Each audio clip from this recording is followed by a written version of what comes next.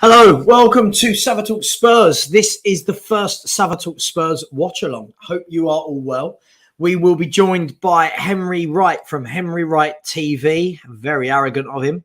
We will be joined by him in about 5 minutes' time. So let's get straight in. First of all, thank you to everybody who is in the chat. Welcome to you all. Let's start, guys. Tell me, put your comments in. What are we thinking about today? A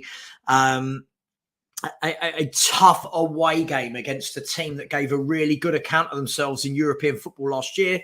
And I've probably underplayed them there. A team that won a European competition last year, beating Barcelona en route, beating West Ham en route, beating Rangers. I'm sure there were some others in there that they beat.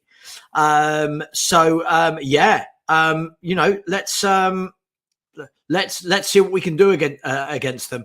Talk to me. We've all seen the team. It's the same 11 that lined up against Arsenal at the weekend. What do you think? Are we happy? Is this a case of this is the 11 that played? Go out there and prove me wrong, or is this a case of having absolutely no idea on how to change it up, not change into a 3-5-2 or a 4-2-3-1 or whatever you want to call it? Talk to me. Emerson Royal starting again. Lots of people disappointed that Emerson Royal is starting yet again. I think he showed over the last few weeks just how bad he is. He starts again.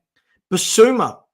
No Basuma again. Starting to question all these people who said these were the players he wanted. How many more excuses can we have as to why Yves Basuma is not playing? This is a guy who has been running and owning midfields for the last 3 or 4 years. What's going on there? All of this, do we believe this nonsense? He needs to settle in. He needs to learn Conte's tactics. I mean, couldn't we all learn Conte's tactics, which is 10 men behind the ball and just defend for your lives? What do you think? You tell me. We'll get Henry's opinion when he comes in. But just for those that haven't seen it, I'm sure everyone has seen it. The team is Hugo Lloris in goal, wing-back system with Perisic left wing-back, Emerson Royal right wing-back, Longley left centre-half, Dyer central, and Romero right centre-half. You've then got a midfield 2 again. We'll discuss that in a minute, of Bentancur and Højbjerg, with a forward 3 of Son, Richarlison, and Kane. So please put your comments in. What do you think? What do you think of this 3 going forward? Richarlison, let's talk about him for a minute until Henry arrives. Richarlison is a very interesting one. Seems to be getting a lot of credit when I don't really think he's done a lot in a Spurs shirt. Is that being harsh? You guys will tell me. I don't need to ask you to tell me if I'm being harsh. You'll tell me if I'm being harsh. Does he complement the way Tottenham play the same way Kulusevski would? Is Richarlison a wide right player, a wide left player, or is he better through the middle? What do we think? Put your comments in. Tell me. What is your predicted score for today? And as always, we'll be watching the game live. And here is the main man himself. Obviously having a bad hair day because he's got his Henry Wright from Henry Wright TV. How are you, sir? Yeah, I'm good. Well, until I saw Emerson Royal in the lineup, I was good. We'll get to Emerson Royal in a minute. First of all, you were late because you were having your dinner. What did you have? Anything nice? Sausage and mash. Oh, mate, I'd kill for that. I'm dieting still. I've had a protein shake and a boiled egg. So that was Arnold. Huh? I said, all right, Arnold. just trying to get in there, mate. Yeah. Henry, let's jump straight in. And first of all, welcome to all 80 people that are in the chat at the moment. Henry, let's talk about the main talking point. Same 11 that just looked really awful against Arsenal. No change in formation, no change of personnel. What do you make of it, mate? Well, you can't say anything bad against Conte, can you? No, not allowed to. I am I mean, I love Conte. He's one of my favourite managers in Europe, but I am starting to ask questions because how have we not changed our right wing back?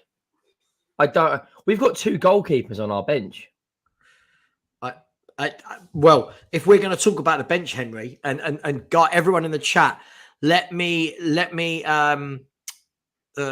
sorry, I was just reading. I'm guessing this is in response to my dinner. Someone said, "Sounds terrible, Sava."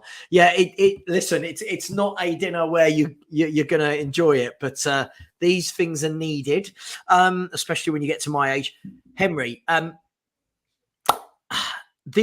The frustrating thing about all of this is I look at that bench, right? I look at the 12 players on that bench, and there is 11, if we're including goalkeepers as defensive players, right?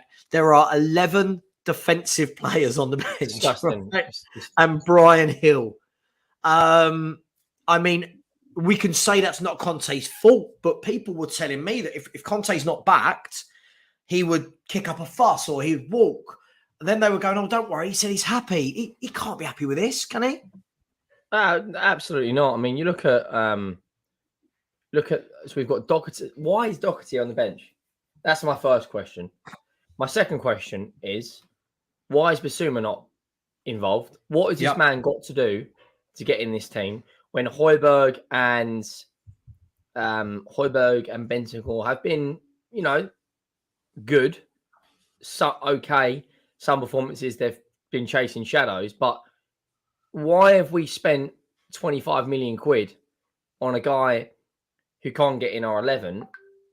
We've apparently found out that he's not ready, etc., etc. Why?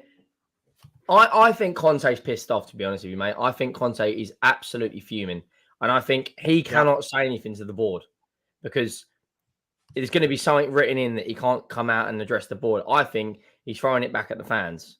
I think, to be honest, I think he's not happy. I don't think he's particularly happy with the health of the squad. And I don't mean that there's terrible players in it. There are some diabolical players in there. There's one of the worst footballers I've ever seen kick a football, let alone a Spurs shirt. But Harry Kane? He's not that bad. The actual health of our squad, not one player is firing all cylinders. No. Harry Kane, just in my opinion, I don't think he's had a great 90 minutes all season. I think he's had moments in those 90 minutes where, his quality can change a game. Heung-min Son has only had 17 minutes of Premier League football where you go, right, okay. I'm going to call him out now, but Hugo Lloris, again, another big game, another big boo-boo. Yep. Dyer, Romero, for me, does not look 100% at all. You look at our wing-backs, Perisic, I don't know. I think we have have to go and buy 3 or 4 players in January. We have to. If we don't, honestly, mate, I fear for our season. You look at our football, I think we've averaged 46% possession. And we've played West Ham, who were down the bottom, Wolves, who were down the bottom, Nottingham Forest at the time were 14th. And they're now bottom. West Ham, we were outplayed. They deserved to win that game. Jared Bowen had loads of chances. Chelsea, Your mate Jared? Scored again the other night, by the way. Chelsea and West Ham, we were dominated. And Nottingham Forest is probably our worst but best performance at the same time. Yeah. We weren't great, but defensively we were sound and we were clinical. Let me ask you this question. Do you know what? Look, we all know that I'm very critical. And look, all those fans that tell me to calm down, we're third in the league, blah, blah, blah. I've heard this stuff for years. It don't bother me, right? There's a reason I've got these lines on my forehead, Henry, right? That's age. That's experience, that is, mate. It's not anything else but experience. I look at this and I just see, I get somebody put in my YouTube today that they've supported Spurs for 50 years and you get this kind of feeling in your gut where you just know something's not right, something's not going well. I get the feeling of that at Spurs because yes, we've beaten 4 of the bottom 6, I think it is, and Fulham, who are 8th. For me, that is really masking over what is a very, very problematic football club. Is that too harsh to say, considering we're 3rd? Or am I justified in saying that, look, we played Arsenal, looked awful. Chelsea looked awful. Scraped a draw against West Ham. Battered by Sporting Lisbon. Am I being too harsh? I don't think you're being too harsh. I think a lot of people need to hear this. I was obviously in Amsterdam and I watched Ajax play, right? Mm. You can say what you like about the league and they played Go Ahead Eagles or whatever. But the way Ajax passed the ball around, it was like watching Manchester City, right? They were excellent. They won the ball back within 5 or 6 seconds. And people will come out and say, yeah, but look what they are. Don't get me wrong. They're not a great side. But remember, we did lose to Vitesse, right? So we can't be coming out there and saying this and that about that league when, PSV are a good side, Ajax are a good side, Feyenoord are a good side. Anyway, we're coming off track. But back to Tottenham. You can suffer this football when you win games. But playing how we have against Chelsea, against Arsenal, honestly, fans were coming out and saying that we were going to do something to Manchester City, right? Just to put it into perspective, goals at the age of 22, Lionel Messi, 45. Have you just got a WhatsApp from Stel? Goals 50. Erling Haaland at the age of 22 has 173 career goals. Wow. Him running at our back line right now, you need the police there because that is going to be a murder scene. I worry because if we lose tonight's our most important game of the campaign of the Champions League, in my opinion, because I think we will beat Sporting at home, and I think we will get something at Marseille, regardless if they've won tonight. Mm-hmm. Sporting had a man sent off. If we lose tonight and get thumped, I don't think we go and beat them on Tuesday. If we get something out of tonight, I think we then could get something on Tuesday. Mm-hmm. You got to remember, we got Brighton in between as well, which are, the Belgium, the seaside Eden Hazard at the moment, Trossard, is going to carve us up. Mate, he's a very good. I'd love him at Spurs. I think he's so underrated. Just quickly before we carry on, mate. Got a couple of super chats before we do. Yes, Rovshan. Unless you watch the Sporting game, I mean, they carved us open for fun. Yeah. You watched the game of how to keep the ball, how to dominate the midfield, and I think their oldest player on the pitch, outfield. I think they've got Adan in goal, who's about 38 or something stupid like that. Yeah. Their oldest outfield player, besides Sebastian Coates, I think was 28 or 27. That Marcus Edwards, I'd take him back on a heartbeat just off 145 minutes. Oh, mate, he's everything. He's everything we've not got. Pace, skill, flair. I mean, flair.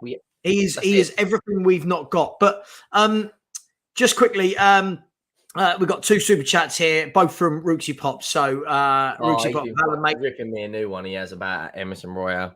He loves it. He loves Emerson. No, he doesn't. He doesn't. He said exactly the same 11 as against Arsenal, and he's laughing. And then he's followed that up by saying Conte sending a message to Levy with that team. The problem is, if I keep hearing that we're sending a message to Levy with this team, but the guy's paid £20 million a year to do a job. Don't send a message via the games. Send the message publicly. Send the message behind the scenes. You know what I mean? Don't just keep picking the same 11 to send a message at the fans' expense, because that's what it is, Henry. It's the fans' expense. We're the ones having to watch this. I just watched Henry. Before this, I watched a half an hour of We Are Tottenham TV. It was being hosted by David from Irish Hotspur. Had someone else on there I didn't really know. And all I can say, look, I like both the guys, but everything is just a constant excuse for Conte as to why he doesn't try anything. I mean,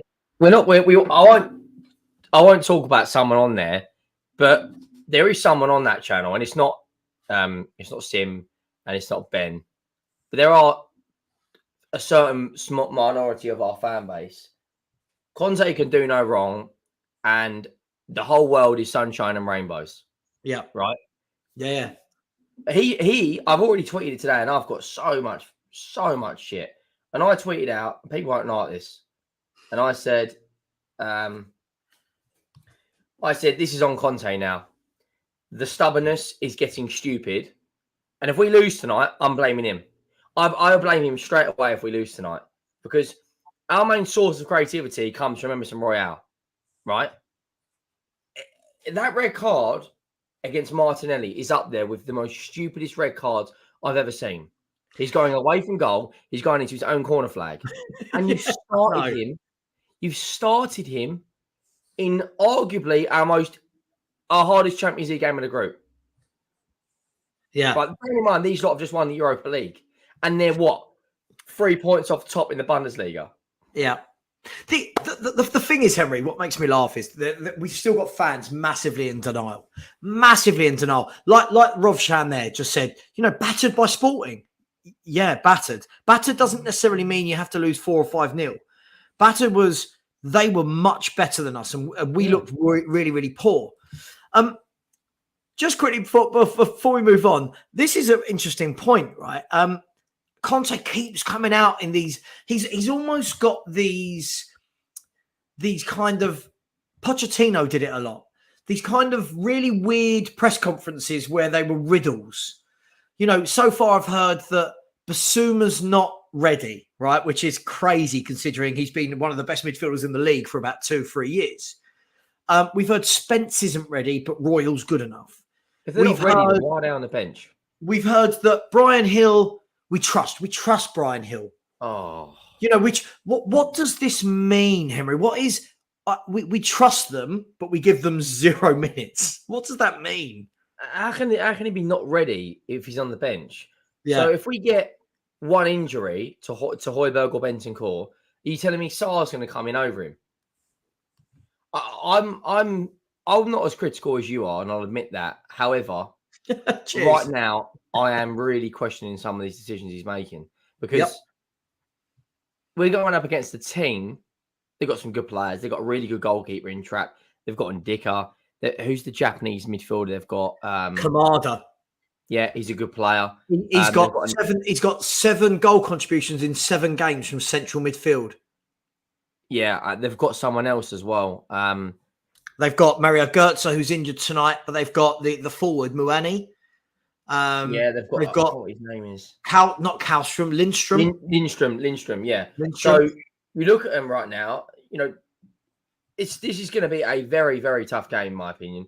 They're as we said earlier, they're doing. They're 6th in the Bundesliga, but they're doing all right. I think they won their last 3 games or something. Mm-hmm. If we lose tonight, right, we've then got Brighton away, who everyone said they wouldn't be the same after Graham Potter went. They went and they put 3 goals past Liverpool. They're the only team in the last decade to go to Liverpool 3 years in a row and get something. Yeah. Mate, listen, I'm going to come on to that in a minute. Just before we do, so far, this for me has to be the best message of the night. Conte could punch a newborn baby in the face and our fans would say he got provoked and defended himself. Unfortunately, it's true.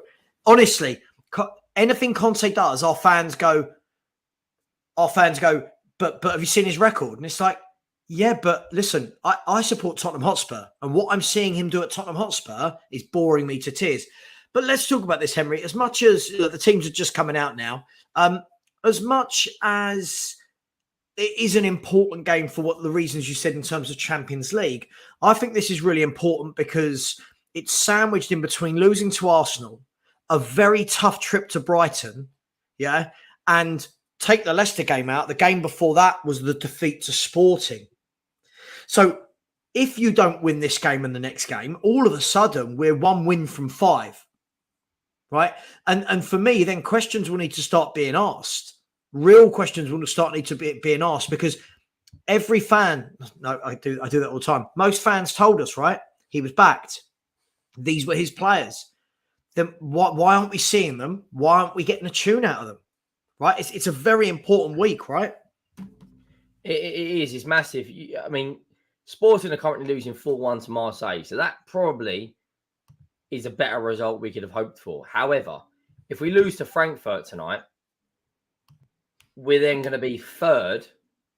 Actually, we could be bottom of the group tonight if we lose by 2 goals.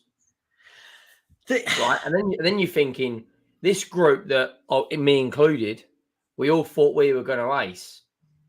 We're then 4th in the Champions League, right? Halfway through. We then got to play Marseille away, Sporting and Frankfurt at home. So you'd say 2 of those games are favourable, right? Because we're at home. Yeah. But it's not. It's honestly, if we lose tonight, we genuinely could actually drop into that Europa League. And how much with them boys down the road, to them it'd be absolutely hilarious if we drop in. And it's not. You can win as many games as you want, but it's performances. We're looking that Arsenal game in moments. They are playing. It pains me to say it, but they're playing better football than Man City at the moment. Them and Brighton are the best footballing teams in the Premier League. What do you make of this, Henry? Yeah, but it's context. The big C word. The big C word. He has. I don't believe he's got the biggest win percentage of all time. I think he's got the best win percentage we've had in the Premier League. That might be true. And yeah, he's a world-class manager, but at the moment he's making bozo decisions, like playing Emerson fucking Royal. I would rather play Kulis. I would rather us go and play Sarr or Basuma at right wing back. Anyone but this. Honestly, he can't. I've seen League One. I was talking to Graham on WhatsApp, and he's saying that he's seen League One players better than him. Mate, it's look, the thing is, it's all as you said, it's context. We can sit there and say after he's been here for 10 months, 11 months, whatever, that he's got the best win percentage of all time. Right? For me, that's not a trophy. Right? Okay, he's got the best win percentage of all time, but when it's mattered, he's failed. I'm going to be honest, right? When it mattered last year, Moura, awful. Yeah? Middlesbrough in the cup, awful. This year, when it mattered, Sporting away, awful. Arsenal away, awful. Chelsea away, awful. West Ham away was awful. You know, we can look at these stats all day long, but at the end of the day, as a football fan, all these people defending him, that's fine. But as a football fan, I ask you this.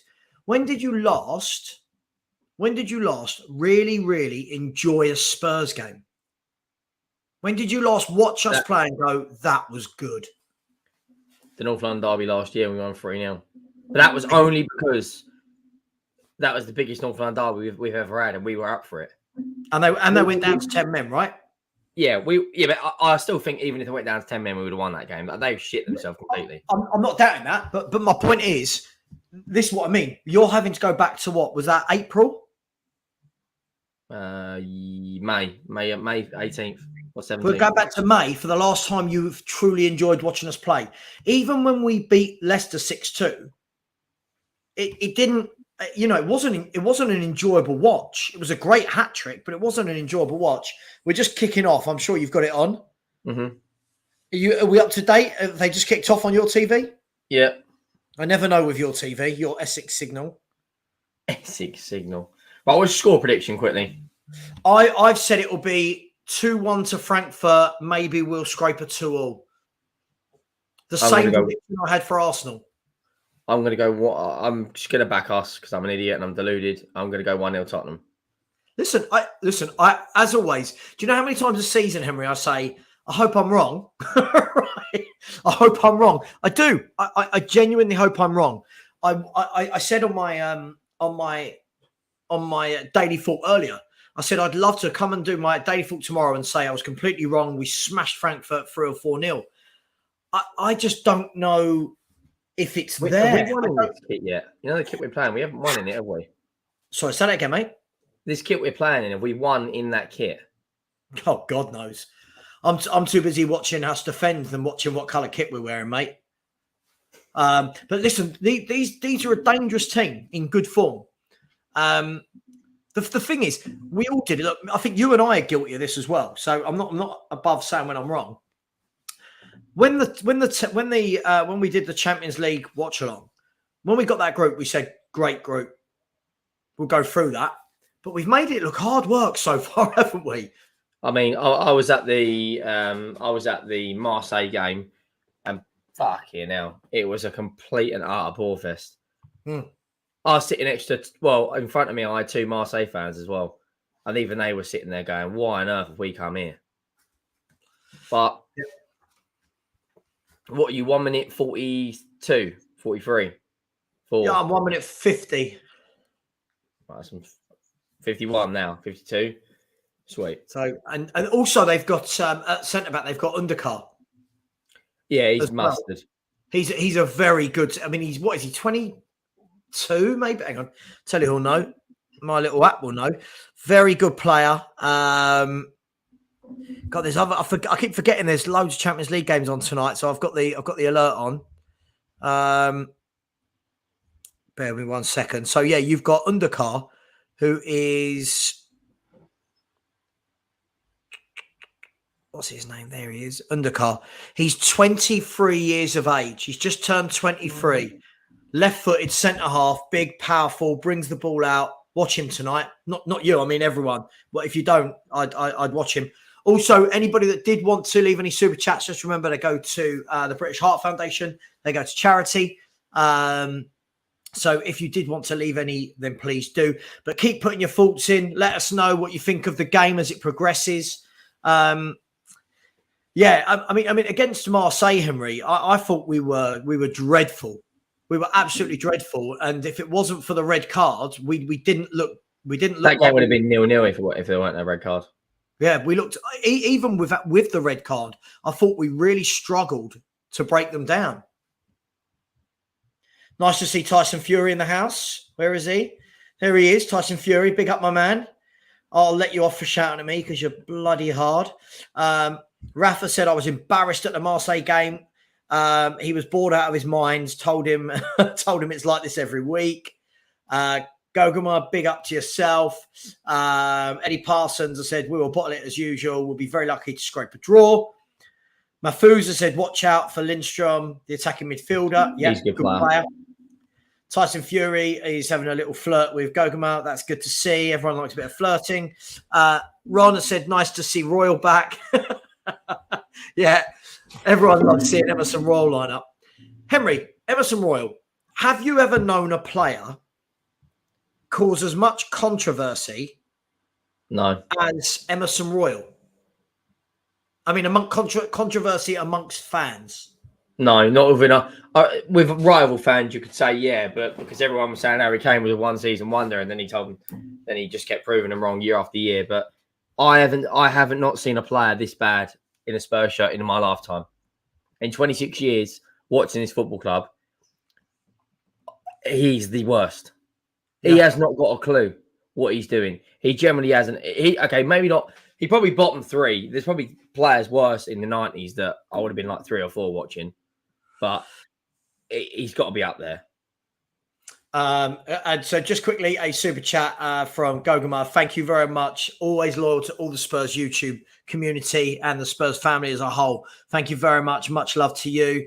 Give us a score prediction, Gogama. Give us what do you reckon it's going to be? He's don't look good. Phil Pierce said, is Royal the worst since Stuart Nethercott? Henry, you might not have remembered Stuart Nethercott. No. Shocking. Floppy-haired centre-half. Worse than Royal. Different type of player to Royal, but I mean, in that category, in that kind of, Jesus, why is this guy playing type thing? There's Royal. Look, there he is. He cracks me up. He makes me laugh so much. He just, it's painful. It's just, the thing about him that gets me, I don't know stats like this. I don't really care, but I reckon if you look at most Spurs games, he must have one of the most amount of touches each game. He's always on the ball. Did you just see his shot?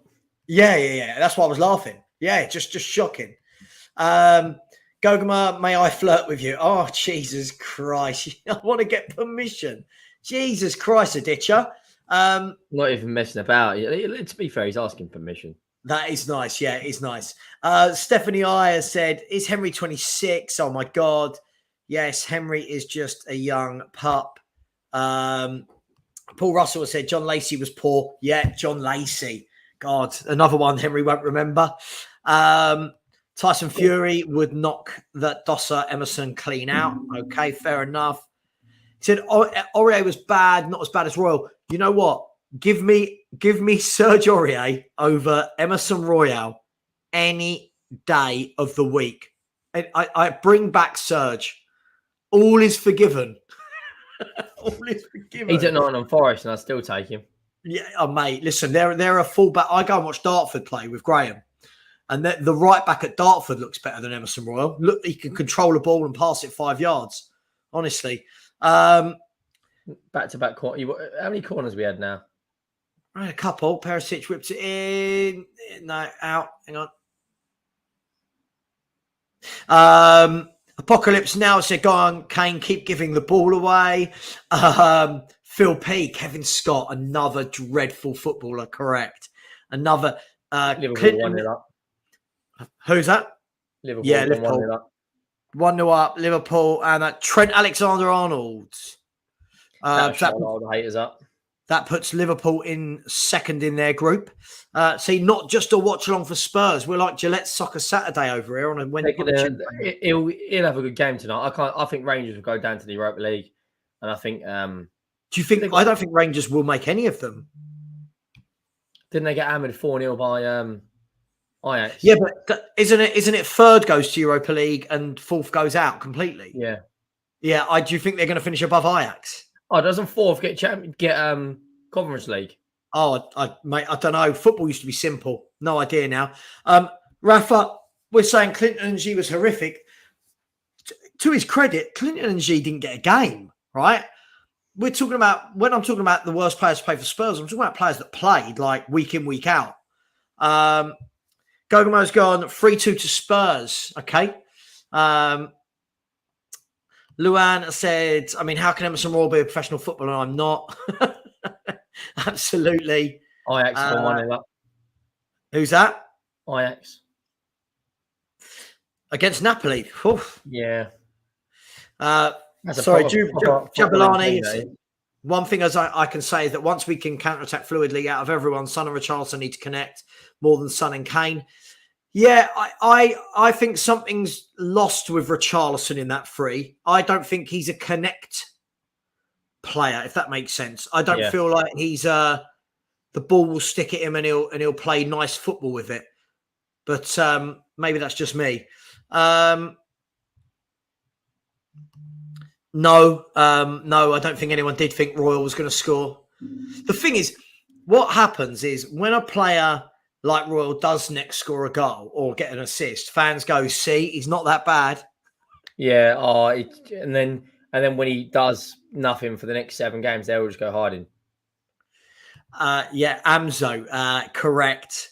This guy definitely falls into the bracket for me. Paolo Tramezzani was an awful fullback. To his credit, he could play awful at right and left back. So he was bad on both sides. Yeah, he was in the 90s. He was not a good fullback. I remember him clearly. Nice hair. I remember he had good hair. Ditcher said, Savin Henry, I agree with you both mostly but on Conte I disagree. He has got trophy credentials. We need him more than he needs us. Listen, that's all nice words, Ditcher, but as a fan, if I don't like what I'm seeing, I don't care if we need him. As a fan, this is me selfishly. I'm not talking for all fans. Henry will give his opinion. Selfishly, as a fan, I would like to see some form of excitement. I would like to wake up the day of a Spurs game and go, can't wait till 3 o'clock or whatever. I can't wait to get in the ground. Yeah. And at the moment, it's a bit like, oh, okay, what are we going to do today? So yes and no for me. What do you make, Henry? Yeah, I agree.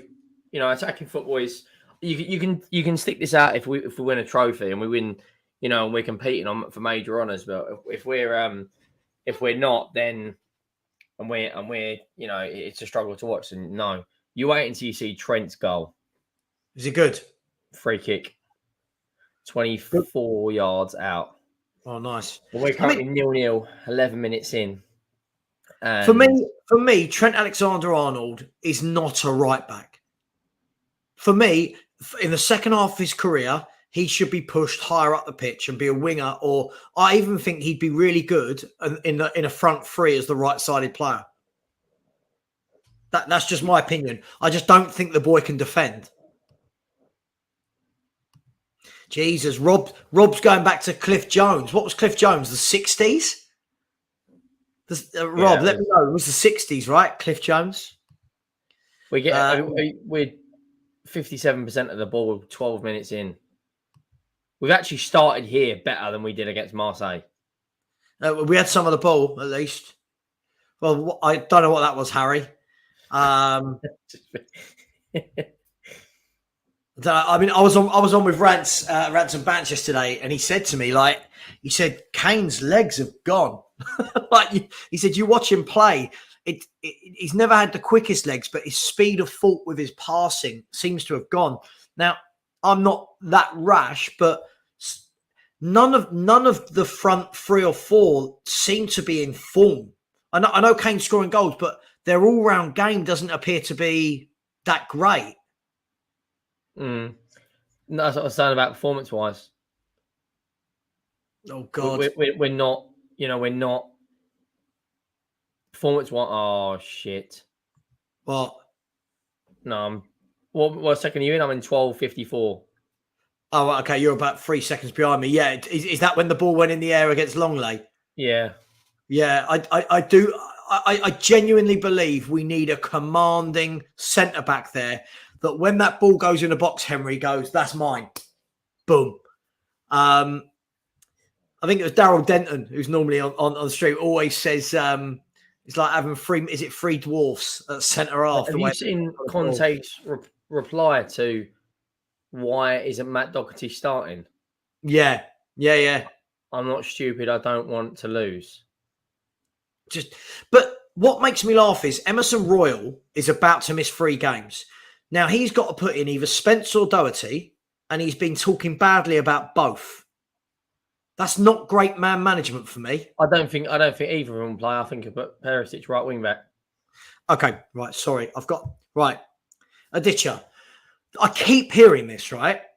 Yes, we need trophies better than a style of football, but I can promise you this style of football is not winning trophies. This has got to stop. This whole, I don't mind playing this way if it wins trophies. This style of football, who has it beaten this year? What's the best team we've beaten, Henry, this year? Probably Fulham. Fulham. Where were Fulham last season? Championship. Right. Wolves. Probably Fulham. Wolves, who can't win a game for love nor money, have sat their manager. Leicester, who are second bottom. Forest, who are bottom. Southampton, who are 16th. Do you know what I mean? This is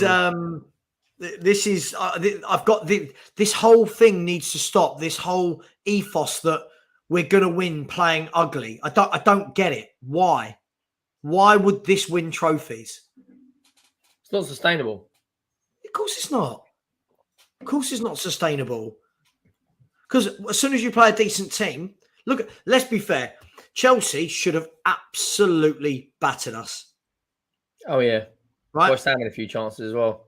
West Ham had some really good chances at the end. Marseille were all over us. Sporting beat us easily. Arsenal took the piss out of us. And yet fans think this type of football is going to get all the way to a final of a cup or a league and win it. I just don't. I don't know what people are thinking. I don't understand it.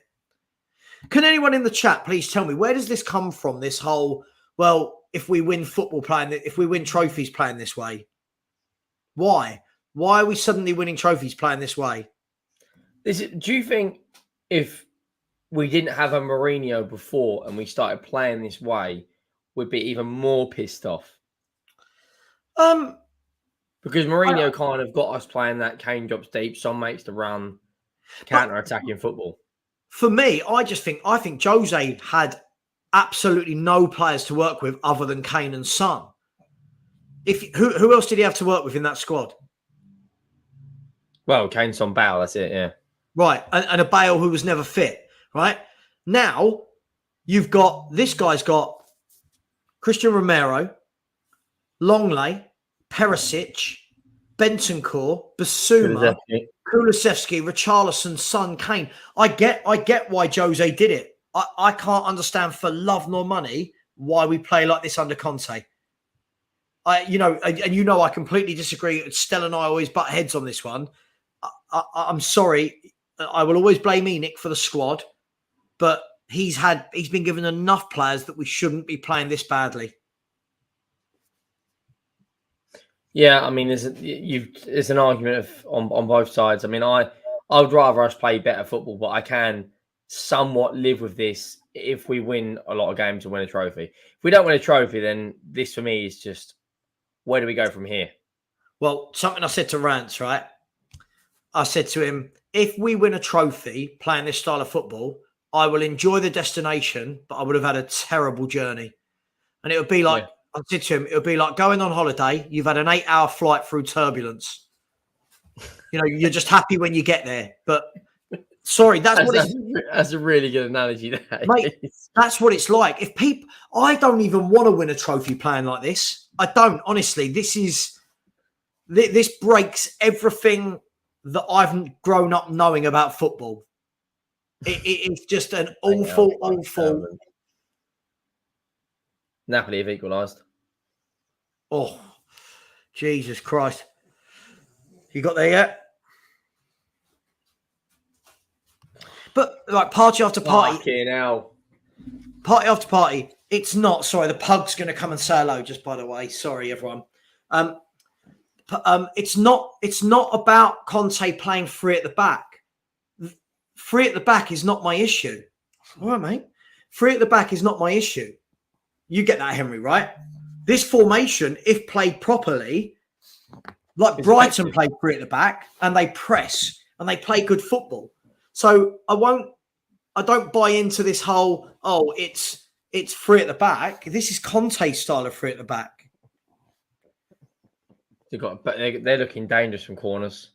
Stewie's a Fulham fan. Look, he's in Fulham colours. I'm starting to get a bit. So Ajax is 1-1. Steven Bergwijn's playing for them tonight. He's been their top goal scorer. Steven Bergwijn scored the same amount of goals as Harry Kane, 7. I love Mahfouz. I completely agree with you. We do lack technicians in midfield, so that then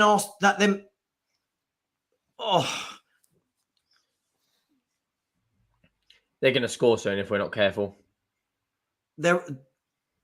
That then begs, Jesus Christ, that begs the question, Mahfouz. If we haven't got any technical midfielders, why Antonio Conte has signed 10 players in 2 windows? Why has not one of those 10 been a technical midfielder? That's not one of them was a technical midfielder. Not one was a playmaker. Not one was a right wing back. Not one was a proper centre half. We just bought a lot of meh. I don't know. Yeah, it's just corner after corner after corner at the moment for them. But this is what Conte serves up. I'm sorry. People can tell me all they like about him being a serial winner. This is just absolutely diabolical to watch. If you were Yves Bissouma, how are you feeling right now, Henry? I'm really fucking pissed off. I'm pissed off just watching this, let alone being on a bench. Let's have a look at the... What were you all making of this out of 10 so far, guys? Give us a number in the chat. Out of 10, how have we played? Believe it or not, we've still had more of the ball. I can believe it, but we just don't do anything with it, Henry. Look when they've got the ball. Look at them. Look at the intensity, the urgency to go forward, to create. Look at them, forward passes. Do you know what I mean? Look what we do. We just hit a long, hopeful ball and hope that Kane, Son, or Richarlison get onto it. And yes, did you see him last night, Henry? James Maddison. Oh, mate, we had fans saying they wouldn't want him. He's an absolute joy to watch. I think Barcelona have gone 1-0 down to Inter Milan. Or 1-0 up. Ousmane Dembele. That'd be some game tonight, Inter Milan, Barcelona. Well, Inter Milan are struggling in the league, aren't they? Yeah, they're looking at sacking and what's his face. Oh, I think Barca got a penalty. Make your mind up. You've gone from 1-0 Inter, 1-0 Barca. Yeah, now I've we've got looked a at it, penalty. and when it's frozen on me, I've gone back in and they're on a dangerous Henry attack. would be the worst person on Gillette Soccer Saturday at giving you the information, wouldn't he? Yeah, mate, I'd be even worse than Chris Kamara. But both teams have scored and a penalty all in the space of 60 seconds. Some of the numbers, Henry, we've got out of 10. Ready? Kingsley has said a 1. Apocalypse Now has given a 1. Spencer's gone for a 6. That's generous. Hayden's gone for a 2. Daniel a 4. Amzo a 4. Fragnat Dota, I love that name. 4. Party after party 4. I'm surprised at that. You normally stick up for everything. HMQ has said they're going to score. Yeah, I think they will. Stephen Cartwright said -5. We haven't Rafa's had a shot yet. We haven't. Oh, we have had a shot. We haven't had a shot on target yet. Neither teams have. We've had 46% of the ball. Surprise. But look, see, this is the thing. This is what skews the stats possession. We've had the ball for about 30 seconds and we're still in our own half. Do you know our most important player is in this team? Go on. Kulusevski. Oh, when he's not on a pitch, we are a different outlet. We have no source of creativity. And that includes Harry Kane.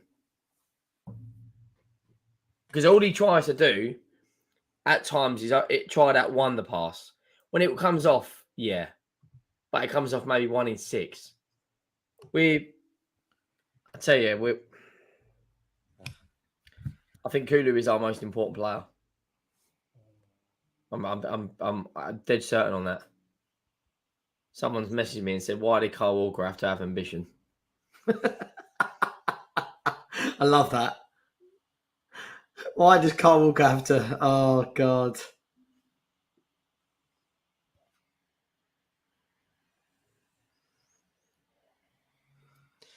Oh, come on. It's like I'm going to say it. People are going to absolutely hate me. Heung-min Son, when he is not scoring goals, is dreadful. I'm going to say it. People hate it, but he's dreadful. He can't keep hold of the ball. He always slipping over. I'm losing. I know what you mean.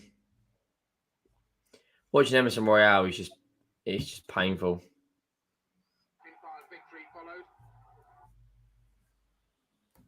It's absolutely painful. I don't know what someone's just sent me, but I mean, right, what's happening there? What?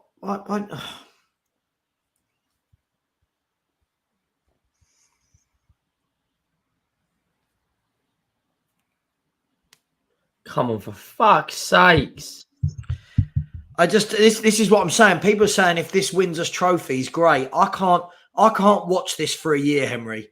I can't. It's so. If he goes, who'd you bring in? Huh? Who would you bring in if he went tomorrow? Just someone that gets the ball down and plays. We're not going to win anything anyway with these owners. So get a manager that at least wants to attempt to play football. Look at the manager Brighton had just brought in. You watch the football they play under that guy, De Zerbi. Was it Sassuolo or was it Shakhtar? Yeah. And Sassuolo are a very good footballing team. They had Berardi, didn't they? Who our fan base told me was shit. Yeah. Oh, God, it's painful, isn't it?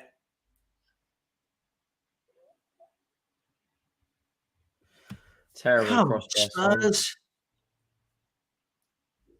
There's nothing in that midfield, is there? If you look, there's absolutely nothing going forward from midfield. Did you see that Sporting goal? Yeah. Fuck, what a finish that was. Someone just sent it to me. He's the guy that was at Wolves when he's Trenaso, or whatever you say it.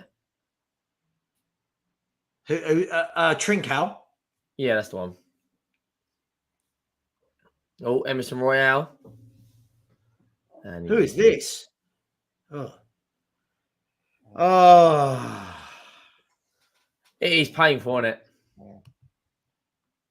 When's the last exciting game of football you watched Tottenham played?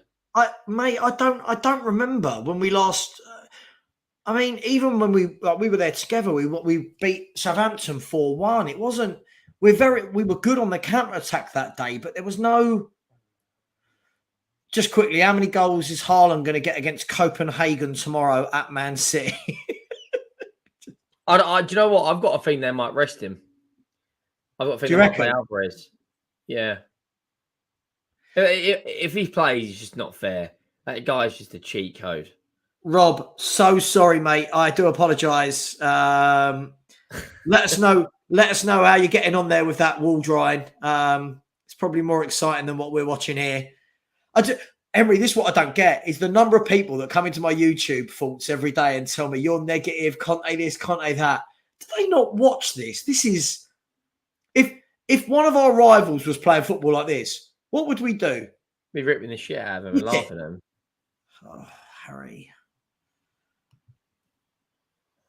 Inter Milan have gone 1-0 up against Barcelona.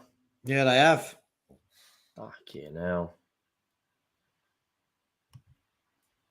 I've always wondered about this whole thing, Henry. It's like, oh, well, we didn't win trophies playing attacking football, so let's play shit football. My psyche can't get there. I can't understand how anyone thinks you can be negative on a football pitch and have more chance of winning. It just logically just doesn't make sense, does it? No, it doesn't. Well, we've tried it playing well. Now let's play shit. It's just like what? It's like saying, okay, here, let's get another analogy. It's like me wearing my best clothes, getting my hair cut, shaping my beard, putting on my best aftershave if I was single, going to the club and going, I can't pull a bird. Then the next week going, you know what? I tried it that way. Next week, I'm going to wear my tracksuit bottoms, not going to do my hair, not going to wash, not going to put aftershave on. Maybe I'll have more chance pulling a bird then. It's just ridiculous. It's like going from sleeping at the Ritz to sleeping in Romford and then coming out and asking it and say you've had a good night. I don't. I don't. I mean, I love Conte, but the Inter Milan Conte, this isn't the Conte we've got. We had a man that had a midfield. By the way, Inter aren't in front. Yeah. Disallowed. Thought so. Disallowed. You can't celebrate goals these days, can you? No. Napoli and Ajax looks like a really good game. Already 7 shots on target in that game. And this Napoli. 0.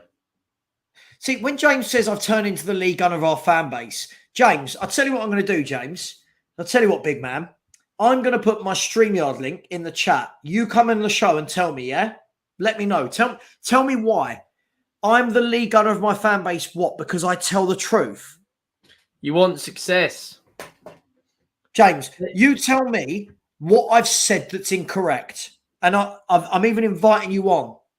You can run your mouth off in the chat, but I'm inviting you on. Tell me what I've said that is wrong. I love people like that, Henry. I love people like that. They talk a great game, but they don't want the truth. Yeah, people want to hear what they want. They want We Are Tottenham TV, right? They want those channels. They want Last Word on Spurs, where you go in and you hear everything is rosy. We're going to smash Arsenal 4-0. Yeah. That's what they want. And if that's fine, but go and watch those channels, right? Well, yeah, James, we all want success, but what have I said that's made me league gunner? And by the way, what's wrong with league gunner? Yeah, I mean, I speak to Lee Gunner quite a lot. You've spoken to him on my channel before. Nothing wrong with him. Lee Gunner's another fan that's seen success at his club, wants it back. Yeah? What? You don't get points for being a better fan just because you say everything is rosy in the garden. If you think all is well at Spurs, James, I worry because you've told me that you're 20 years older than me, maybe 10, 20 years older than me. So you must have seen Spurs before. This is not Spurs. This is, I don't know what this is. This is, I don't know.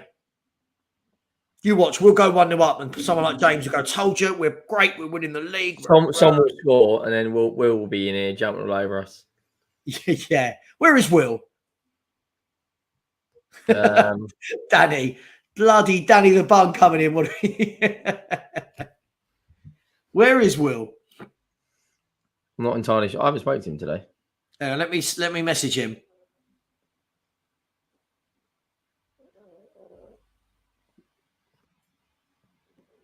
Let me message Will. I like Will. We disagree on so many things, but I just like Will. He's a great guy. We haven't even had a fucking shot on target yet. We're half an hour in. Oh, fuck my life. Jesus Christ. I honestly used to be so excited to watch Spurs play football. I mean, we're having lots of the ball, right? Deep. We're having like lots of this. Romero to Longley, back to Dyer, back to Longley. We're getting good at that. Go on. Right. Whip that in. Poor cross that from Perisic. I've been disappointed with him, and I'm not allowed to say that.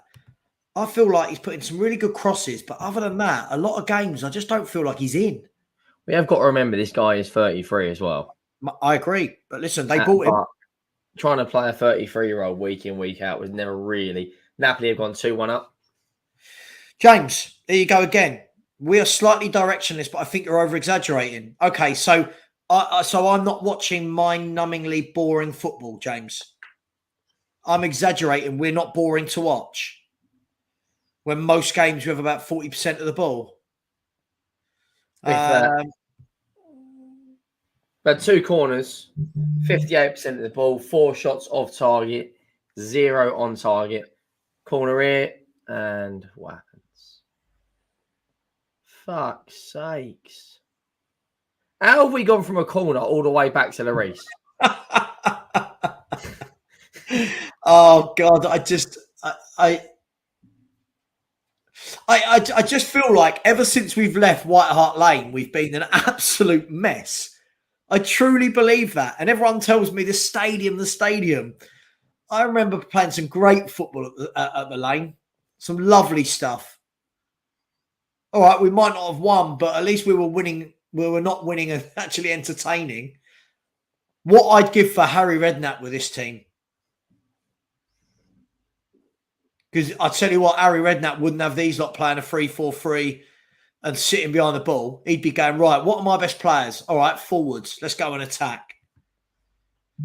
It's just... Have you ever watched the Champions League on that CBS? Richards, Carragher, Omri and Kate Abdo. Say that again, mate. Have you ever watched the Champions League on CBS? No. They've got Micah Richards, Omri, Carragher.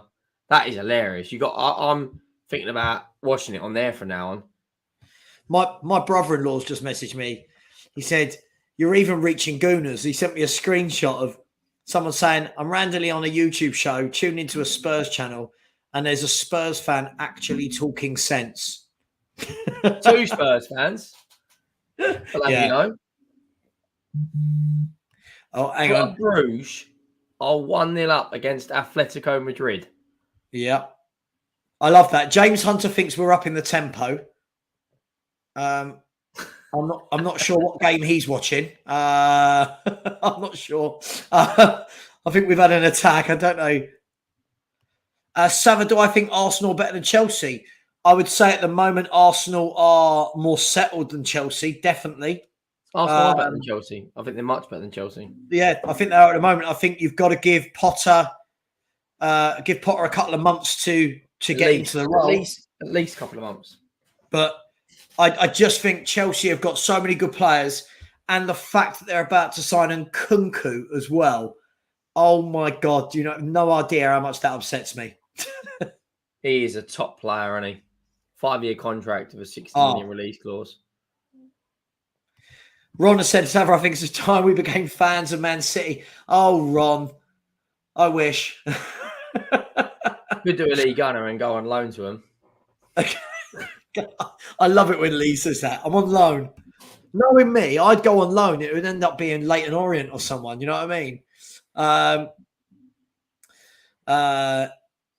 I don't complain enough. I love that name. He said, I just don't see the value of money in regards to our coaching setup. What are they doing? Jolien has said, Sava, these people are beyond help. They will never learn. They'll be taking their kids to watch Spurs continue to get battered in 10 years' time. Yep. That passage of play was comical. Yep. James Hunter, the first time we agree on something. Son has been absolute gash all season, but the 14-minute hat trick has been gash all season. Huh? Fucking hell. He has. No, I get the way you just gash all season. It's just quite amusing. It's comments like this. Right? To justify how bad we play. We are building from the back instead of kamikaze attacking philosophy like Poch. Now, Henry, you'll back me up on this, right? I'm not the biggest Poch lover in the world, right? Jesus Christ, was his football a million times better to watch than this, though. Oh, my God. You want to hear our last 5 away results in Europe? I saw them today. Go on.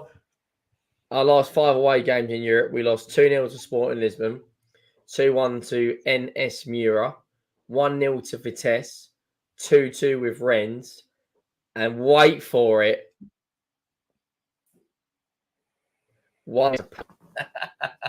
So on aggregate, we lost 2-0, 1-0, 1-0. That's 4-0.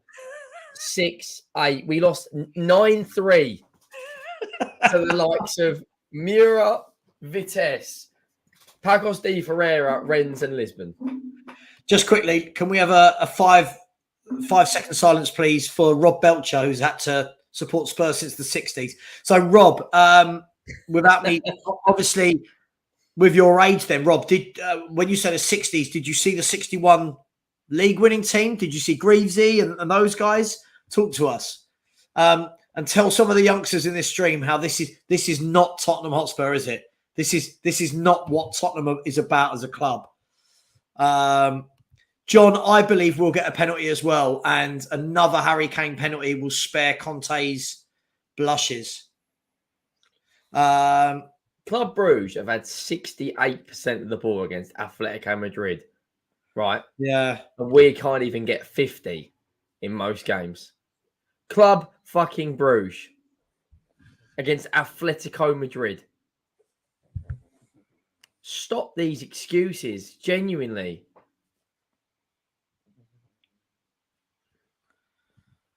Oh, I don't know, mate. You know, when you're just thinking, go on, son. Oh, my God. Oh, my God. Thank you, Matthew. Yes, my suntanned forehead and Stewie's little pug face do look better than Tottenham. Look, it looks like Stewie's talking into the mic, doesn't it? What are you saying, mate? No, he's gone back to sleep. Don't blame him watching this yet. We've sent Stewie to sleep. Someone put on Twitter, I'm missing the game. How have we been? And someone's put absolutely fucking dog shit. Someone else has put, we've been the better team. We're dominating. We're dominating with 0 shots on target, less corners, less passes in the final third. The thing is, football fan bias knows no boundaries. You know we're going to lose this game, didn't you? We are going to lose it. I reckon we'll either lose or we'll win through a penalty. We'll either win 1-0, right? Because this, or Frankfurt will score from a corner, and then we might lose 2-0 or 3-0. But if Danny, yeah, it's soul destroying. Yeah. Thank you to all the 120 people in the chat. Please keep putting your comments in. Hopefully you're enjoying it. Well. Remember, if you do want to put a super chat in, the money does go to charity. So please, if you do want to do that, and remember, please subscribe to @HenryWrightTV. Henry, what number are you approaching, my friend? Just quickly, Port, I've gone 1-0 up. I've actually lost 20 subscribers because people didn't like the fact that I said Emerson Royal was shit. Well, there's subscribers you don't want. 780. Yeah. And please subscribe to myself. I've actually gained 50 subscribers in the last 2 days. So we're now hunting down that 3K. I say hunting down 3K. We've just gone past 2K. But listen, you've got to start somewhere, ain't you? Ronan, who's a Liverpool fan, has said, big up Henry and Sava. Ronan, what are your boys doing? Are you still 0-0? By the way, Raspadori at Napoli and Di Lorenzo, the two that have scored, I would take both of them like that. I said all window, give me Di Lorenzo on our right side of defence. Give all day long. So, yeah, if you haven't already, please do subscribe to both the channels. It really does help. James, welcome to the dark side. Okay, hands up. This is Gash. It is. Hang on, Richarlison, come on. Okay, go on, Emerson. Oh, you go on, finish. Oh, good God. Another shot of target. Another. We got a corner. We've got another corner. I mean, the problem is every now and then we look dangerous going forward, but we've got no pattern of play as a team. Like I feel like I don't know what they work on in training. No, Napoli have played 10 games in all competitions and haven't lost any. I'll tell you what, that bloke that plays for them that I can never go on, come on. Oshiman. No. Oshiman? No, is it crap chili? Somebody in the chat will know. He is mustard, right? He is. Let's have a look. Who's the Polish guy they've got? Is it Zielinski? Yeah, but this guy, Kavica Kvaratskhelia, yeah, he's got 5 goals and 1 assist in 8 games for them. They bought him from Dynamo from Ruben Kazan. He is brilliant, mate. He is mustard. Another hidden gem. Mustard. The sort of player Spurs wouldn't sign. Apparently, Conte doesn't like these type of players. Oh, we've got a yellow card. First yellow card of the game. Who? We have. What are you talking about? Are you behind? I'm on 44-18. Yeah, we got a yellow card. I don't know who he's giving it to, but he's got a card out. Do you know VAR has disallowed 5 goals tonight in the Champions League? Oh, mate, it's killed football, isn't it? Slovan Bilic's beanie feels sorry for Conte.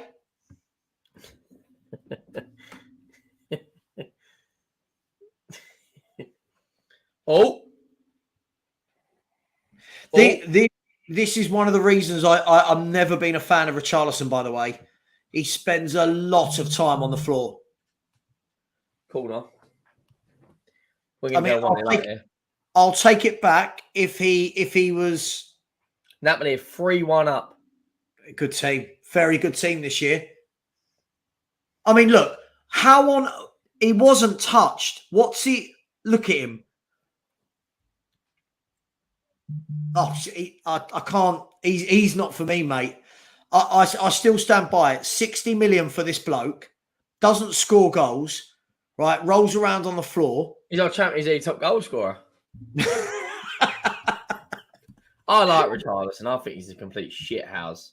Yeah, but that for me is what top clubs don't buy players because they're shithouses. Top clubs buy a player because they're quality.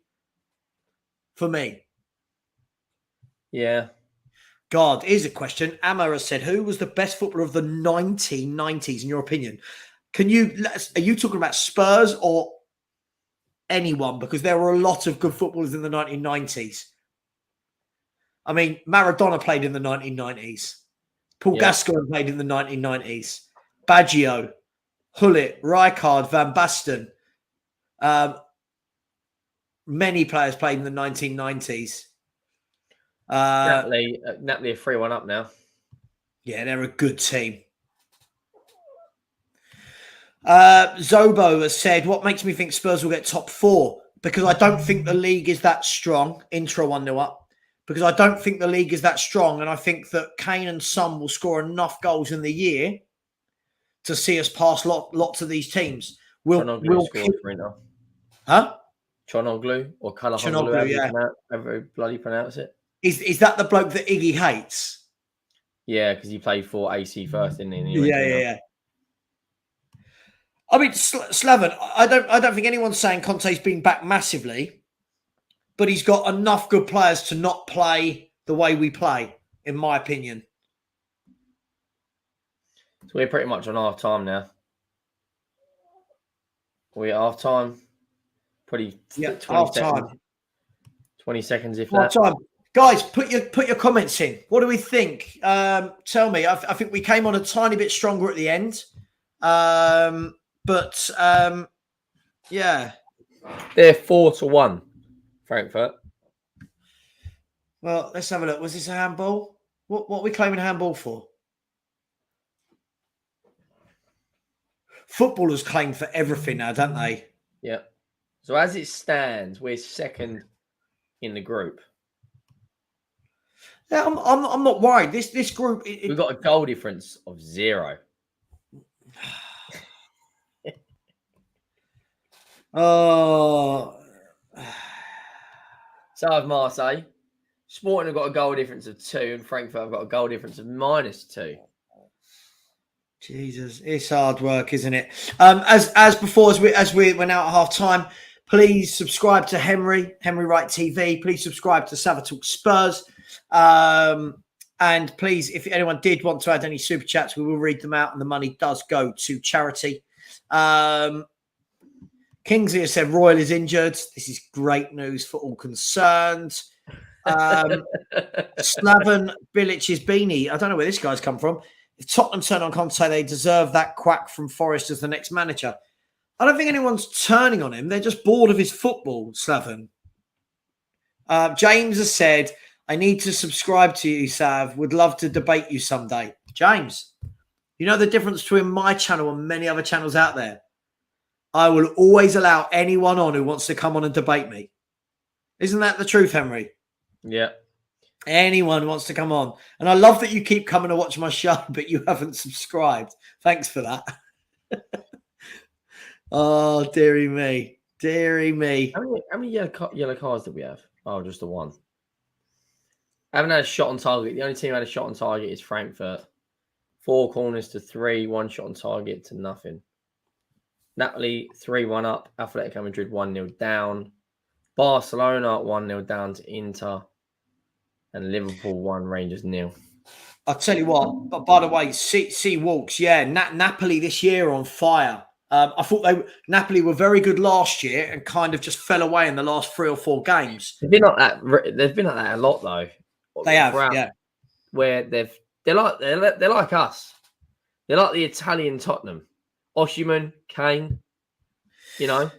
Just quickly, so the Champions League, let's go with, sorry, my dogs are about to bark because somebody's at my front door. If they do bark, I apologise, and you're going to see a pug quickly shoot that way, so I'll lift my arm. Bayern Munich beat Poznan 5-0. Marseille beat Sporting 4-1. Half-time scores, Ajax 1, Napoli 3. Club Brugge 1, Atletico Madrid 0. Frankfurt 0, Spurs 0. Porto 0, Leverkusen 0. Inter 1, Barcelona 0. And Liverpool 1, Rangers 0. Are you taking hope from that first half, Henry? What can you give me as a positive? We're not losing. That's the positive. We look okay. Would I take a draw? Looking at our last 5 away games, yes. However, they're there for the taking. I think they have had some moments where they look okay. But if Emerson Royal is injured, and we bring on Jed Spence, I will win this game. We bring on Jed Spence, I think we'll win this game. I think there's it pains me to say this. When you watch Arsenal, it's liquid football. It's pass and move, dominate the possession, runners in behind, really high pressing. Yeah. Right? They've got style. When you look at us, it is just sit back and counter. Sit back and counter. Yeah. Sit back and counter. We haven't got a midfielder who can pick a pass, really. We haven't got a midfielder who can pull the strings. We don't have a midfielder. We don't have a long distance shooter. We don't have a player with out and out flair. There you go. We don't have a leader. I'm going to say this now.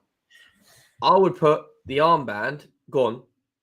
I want everyone to what they think of this. I would take the captain's armband off of Hugo Lloris and give it to someone else because, well, for me, I believe a captain should always be a midfielder or a defender.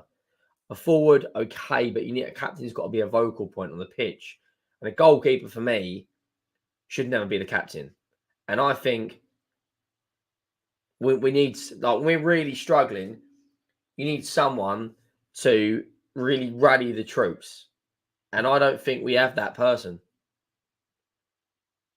I don't think Hugo Lloris should be our captain. You look at, the John Terrys, the Roy Kings, the Vieiras, the companies. Rob Shan's put, you don't need an armband to be captain. No, you don't. You need the armband to be captain, but what you mean is you don't need to have the armband to be a leader. I was wrong about Arteta. Don't worry, they're still going to flop. They will still flop. 100%. Arsenal, when they get an injury to Jesus and they've got Eddie and Nketiah up front, they're going to struggle. I'm telling you now. Big up to any people we got watching. I can't see because I'm not the host. Big up to the 173 watching. Come on, let's try and hit 100 likes before Sava gets back. We've got 71 likes on the stream, 173 in the chat. So if you haven't already, that little like button down there, make sure you press that for Sava. Let's try and hit 100 likes. And if you haven't, subscribe to his channel. And what are we on now? We're on 76. Come on, 24 likes to go before he gets back. Come on. Let us know what you think of the game. I said it before we went live. I think our most important player is Kulusevski, but I personally, come on, he's nearly back. He's back now. What are we on? We're on 88. We're 12 away. I was trying to get him to hit 100 likes before you got back. We went from 73 to 88 in about 15 seconds. We're on 93 likes. Come on, guys. Come on. And keep hitting that like button. Keep subscribing. Sorry, I've just getting my next portion of the evening's food, which is chicken and rice. Taking this shit seriously. You are a proper little protein eater over there, aren't you? I said personally, I'd strip the Hugo Lloris of the captain's armband. Because it's games like this when you need a leader and a captain to come out and say, lads, we're playing fucking shit. We need a Roy King, a Vieira. I'd take anyone. I'd take Kulusevski, Lucas, Spence, and Doherty are all better right backs.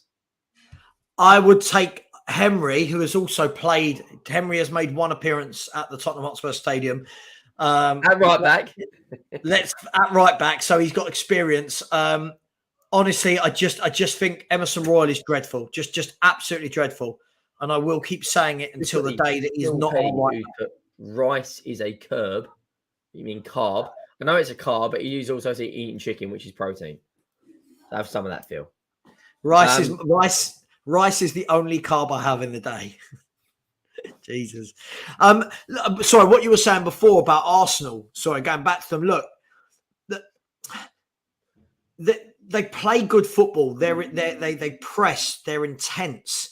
They have a purpose going forward. I feel with us, it's very much we don't really have a plan. Then all of a sudden we spring into action when the front three get the ball. That's okay, but for me personally as a fan, it's just not what I want to see. It's just the thing is we've got people people like Rovshan, not with this comment, but all day long, he'll be in my YouTube telling me how I'm wrong, how Conte's amazing. Conte's done this, Conte's done that.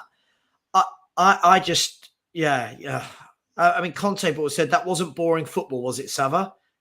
Yes. Sorry, what did you see that was exciting there? Spurs we can't string 3 passes together. There's no give and go. Do you know what I mean? There's no midfield link. There's no, I don't know. It's just something's lacking badly. What have you people I know, big accounts in the Twitter world, are coming out and putting Gavin Marcus, if this is the Gavin Marcus, I think it is. I said, Savvy, you're such a flip-flop. You was raving about Jose when I said it was shit. Now you don't like this because it's not good. Gavin is not the most intelligent, unfortunately. As I said before, the reason I didn't mind it under Jose Mourinho was because he didn't have this squad that Antonio Conte's got. Since Jose Mourinho has gone, we have added Longley, Romero, Perisic, Bentancur, Basuma, Richarlison, and Kulusevski. Add that to Lloris, Dyer, Son, and Kane. There is no reason at all why we should be playing this bad. Jose did not have these players, and we were better under Jose to watch. He made Son and Kane look much better than what we're seeing now. So when you want to call me a flip-flop, that's cool, but context. The C word is a very big word, Gavin. Context. But thanks for stopping by. See yourself out. Sorry. Gavin Marks, he's one that once said I was racist because I said I'd get rid of Sanchez, Aurier, and Sissoko. It makes no sense, does it? Yeah, that sort of fan. He's that sort of fan. So, Sava doesn't deserve the likes. Gavin, why are you here, mate? See yourself out. It's fine. No one needs you. See yourself out, mate. Bye-bye. Bye-bye. 2 minutes. I'm just going to quickly run to the loo. Yeah, go on, mate. You're all right. You're all good. You're all good. Guys, what would you do second half? Is there anything you would do differently? Would you stick with this formation? Would you chuck Basuma on? Would you give Jed Spence a game? Is there anything that you would do differently? Gav, I've just explained to you. It wasn't about loving the football under Jose. I understood why Jose did it. I don't understand why Conte's doing it. It's really not that difficult to work out, my friend. Tell me, what would you do? What would you do, everyone? Let's have a look. Better under Jose. Mate, we scored over 100 goals that year with Jose. And Son and Kane looked really good. Now look at them. They just look a shadow. Denial is a good thing. Gav, dude, mate, listen, I'll just block you. If you've just come in here to be an idiot, I'll just block you. But Mafuza is better, isn't it? Romero, Kulusevski, Basuma, Bentancur, Richarlison, Longley, Perisic. Come on, this is much better than the squad Jose had. Jose had Kane and Son, and they had Ndombele, Lo Celso, Ali, Reguilon, Aurier. Come on, let's be honest about this. If we're going to be honest, I mean, Gavin. I mean, dude. I'll tell you what. I'll put the link on. Come onto the screen and talk to me. If we're going to stop being really, really silly, come. I'll put the link up. You come in, Gavin. I bet you won't be such a big man then. Where are we? We've got a super chat here. The assassinator said we have a midfielder who can drop deep and progress the ball in Basuma. We have a right wing back that dribbles in Spence, but Conte saw chances. I completely agree with you, assassinator. I can't understand how Basuma doesn't get given a chance, and I can't understand how Spence doesn't get given a chance. I don't even think Spence is that great. But the fact that we have to watch Emerson Royal game in, game out. Okay, Gavin, you're going to come on. All right, mate. Well, make sure I'm going to give you the link. Make sure you have your video on, and make sure you have your name in the chat. Otherwise, no one will be allowed on. And I'm only going to let Gavin on. I'm not going to let everyone on. But Gavin, if you're going to start talking silly, don't come on. We're going to talk about football. But the thing you've just said, is not cool. It's not cricket at all, mate. So there it is. And Greg, Royal isn't playing decent. Okay, I give up with the Royal excuses. I agree. I don't understand why Basuma's always left out. This is a bloke that this is a bloke that has run midfields for years and years and years for Brighton, and yet he comes to Tottenham and apparently he's not ready. So we'll see. We'll just wait for Henry to come back. We'll wait for Gavin to get back. Bob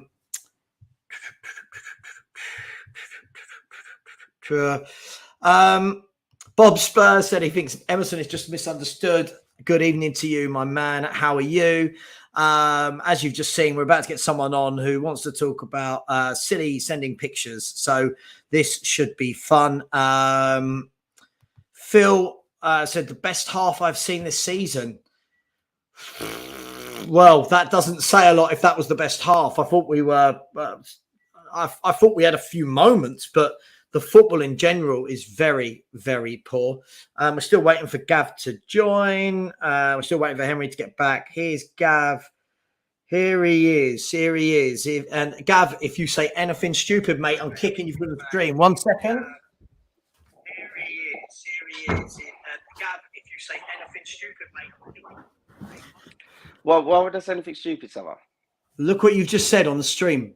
Mate, Look what you've just said. Like no, wait. Let me say something. You antagonise people. You go against the grain on purpose just to wind people up, Sarah. No. The whole time Jose was here, I was telling you this football shit. And he was like, "You ain't got the players. And now, in my opinion, this football, the difference between this football and Jose football is Jose had no plan. When he would go 1-0 up and he would sit and defend. And when the ball came out, there was no plan of attack. Who did he have? Who did he have to have a plan of attack? Wait. With Conte, you can see the patterns. I used to bang on about the patterns, and you was going, "Oh my God, how's he gonna?"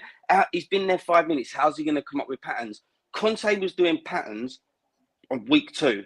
Week 2, what patterns? The pattern. When we attack, we're attacking a pattern.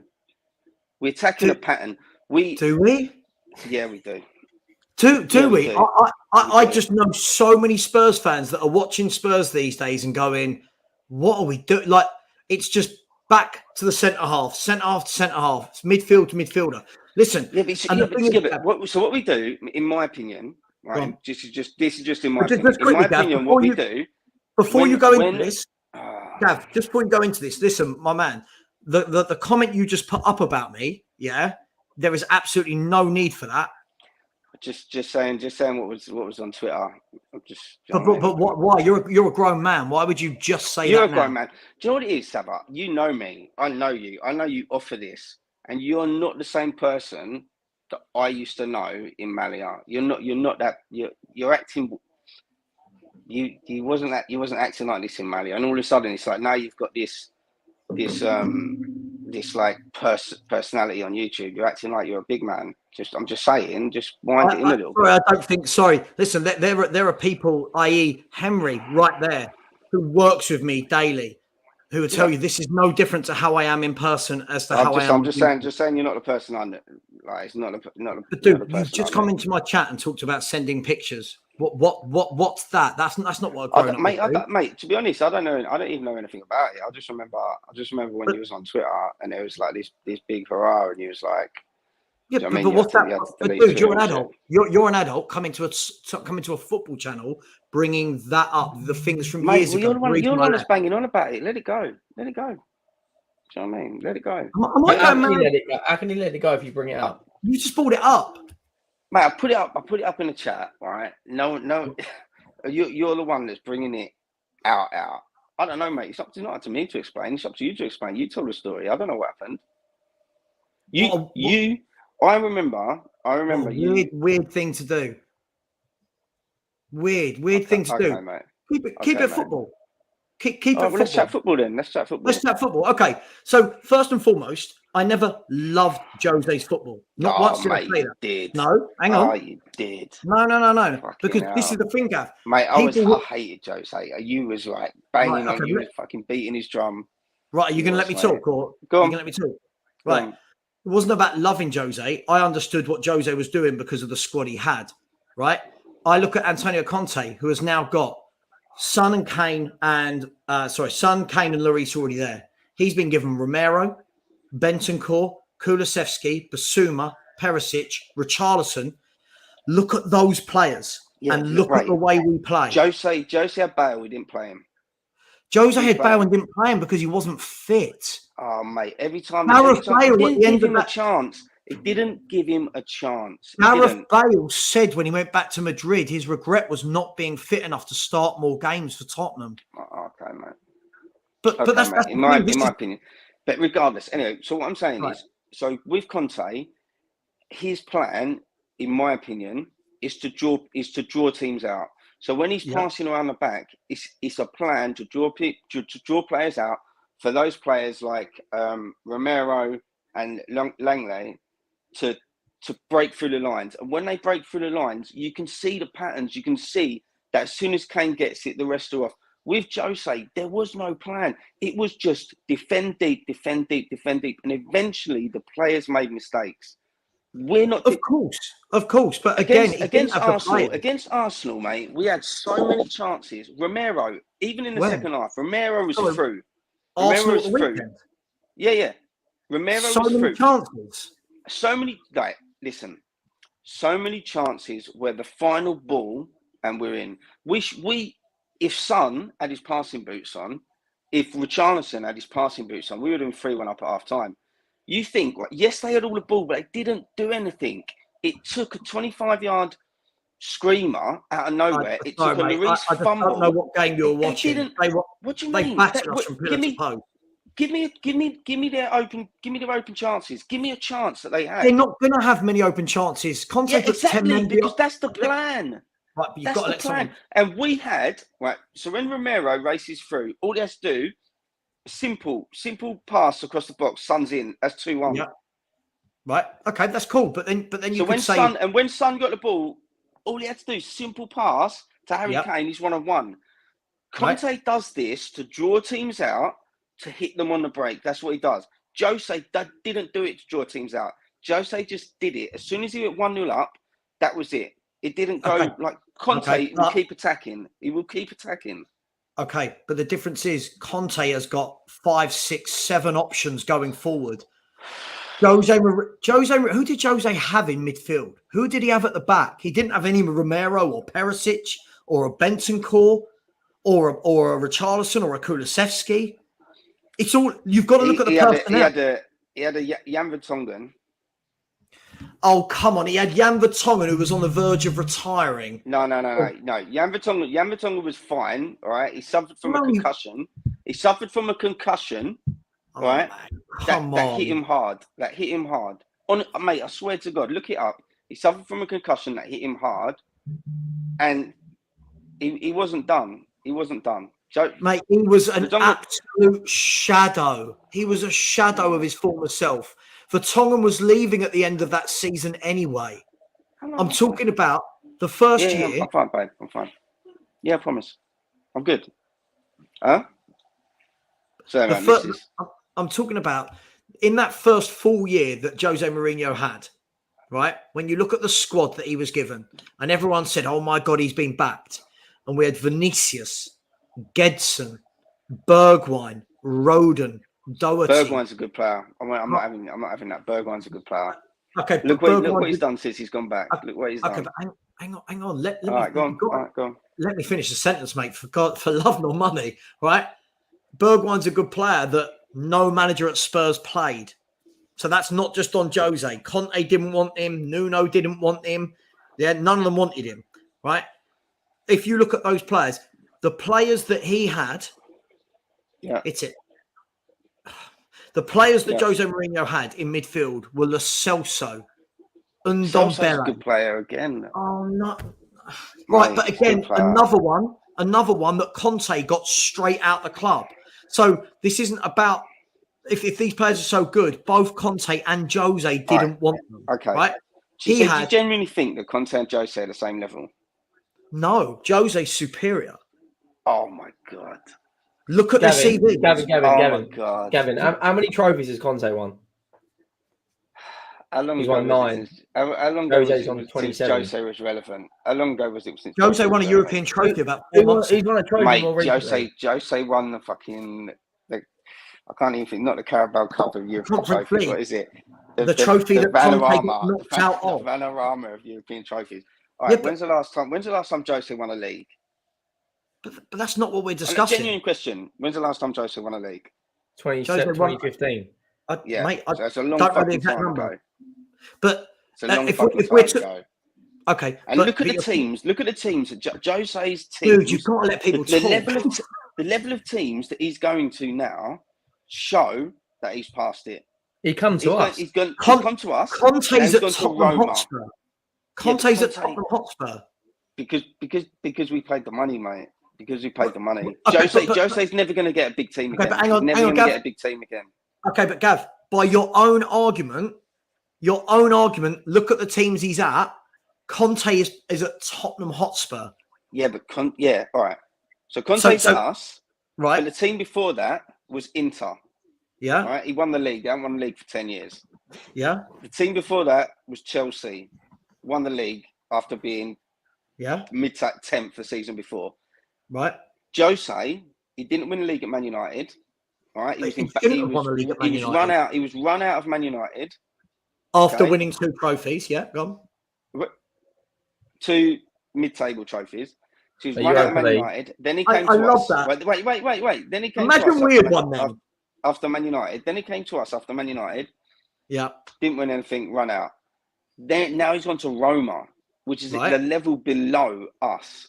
Why are they the level below us? He's falling off a cliff. Why are Roma have won league titles? Yeah, they might have won league titles. Well, not even funny. The Premier League is a bigger pool. I can't imagine. Me personally, I can't imagine. But you're going to let anyone else talk because it's like this is not a conversation. You're just talking and talking and talking. Go on. Mate, I'm ranting because it's been so long since you. Do you know what I mean? I'm ranting. Since I've what? Mate, there's so many arguments that I've been watching and I've been screaming at the fucking YouTube. Why? I'm just getting it off my chest. Just getting it off my chest, mate. But you're getting something off your chest that's it's in the eye of the beholder. The question was, who's a better manager, Jose or Conte? But what are we talking about this second? Are we talking about their careers? No, we're talking about this second. This second. I would say that Jose Mourinho is the current holder of a European trophy and Antonio Conte isn't.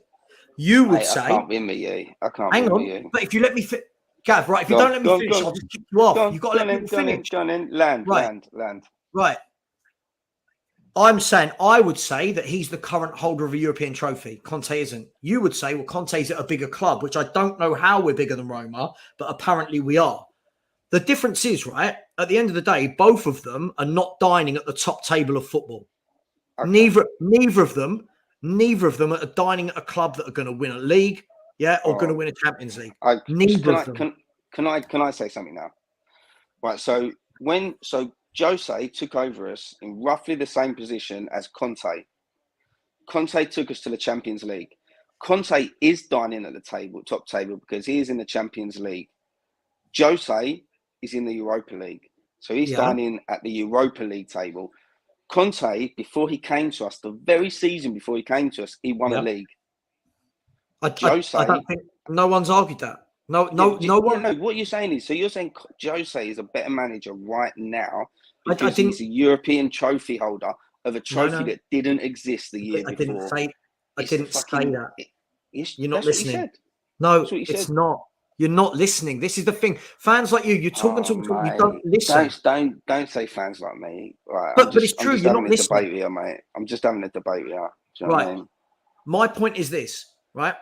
Jose Mourinho and Conte, everyone's comparing their time at Tottenham when they had 2 very different squads.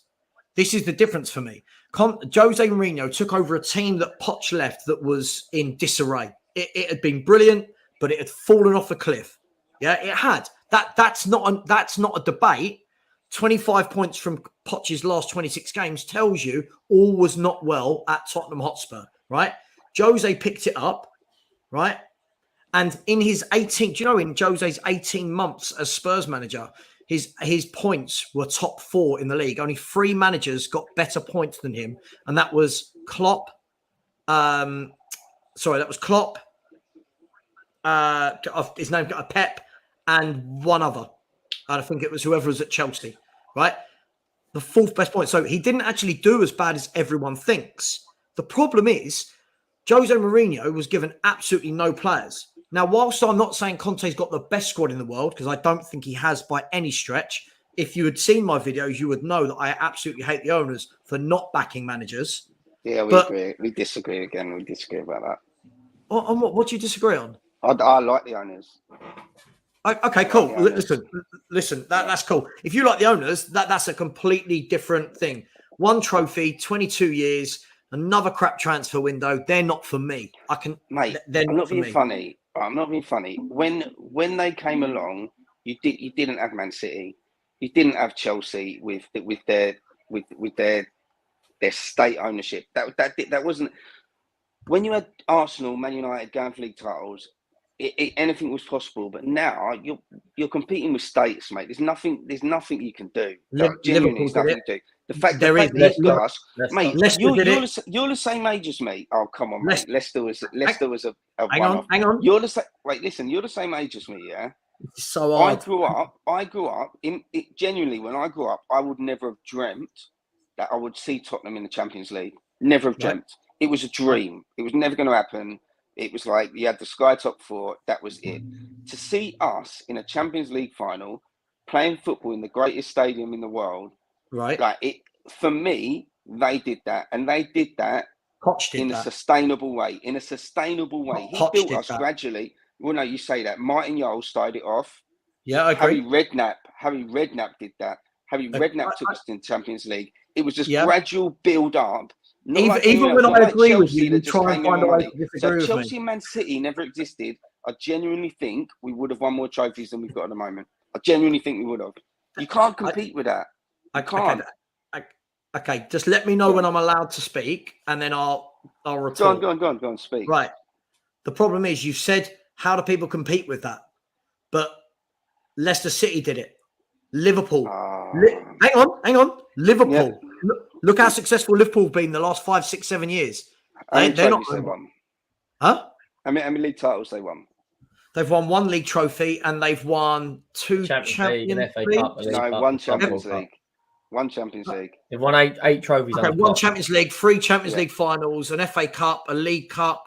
Club World Cup. 3 Champions League. What? So you're counting Champions League finals now? So we've had a Champions League final. No. Hang on. You said 3 Champions League finals. Dude, listen. You've got to listen better, right? My point was, you said, right, that no one can compete with Man City and Chelsea because they're owned by states. But Liverpool have for the last 5 years competed. They have, and they are not owned by a state. Okay, all right. So Liverpool. Let me. Yep. Liverpool's an anomaly. No, hang on. So basically, if anyone does do it, it's an anomaly, Klopp, and that's it. No. Jurgen Klopp is the only reason. As soon as Jurgen Klopp leaves, Liverpool are in the shit. They're in the mud. They're in the mud. Yeah, but that's not happened. So we can't say that, right? It's not happened. But it will happen, mate. Come on. Listen, if it will or not, none of us know. That's like me saying now, well, if Conte leaves and Spurs bring in Potter, we're going to win the league. None of us know because it hasn't happened. We can't predict things that haven't happened yet. Look, at the end of the day, if fans like the football under Conte, this is what it boils down to. I'm not here to tell them they can't. Right? That's cool. I say this every day, don't I, Henry? If you like it, cool. I just don't. I find this football painful when I look at the attacking talent. Mate, I look at the attacking talent. Yeah, I get what you're saying. Mate, I understand what you're saying. But Jose football was more painful for me. It was more painful. With worse players. I agree. But it was more painful. Players. Yes, but at the time, you wasn't saying that. You wasn't saying that. When? You was like, what do you want him to do? Like, yes. What do you want him to do with the players he had? This is the point. If you are a manager that has got the squad Jose had, yeah, we're looking at Ndombele, Lo Celso, Winks, and Sissoko as his midfield four. We were looking at 3 centre halves of Rodon, Sanchez, Dyer. There was no Christian Romero. There was no Benson Core. No improvement. Yeah, but he hasn't.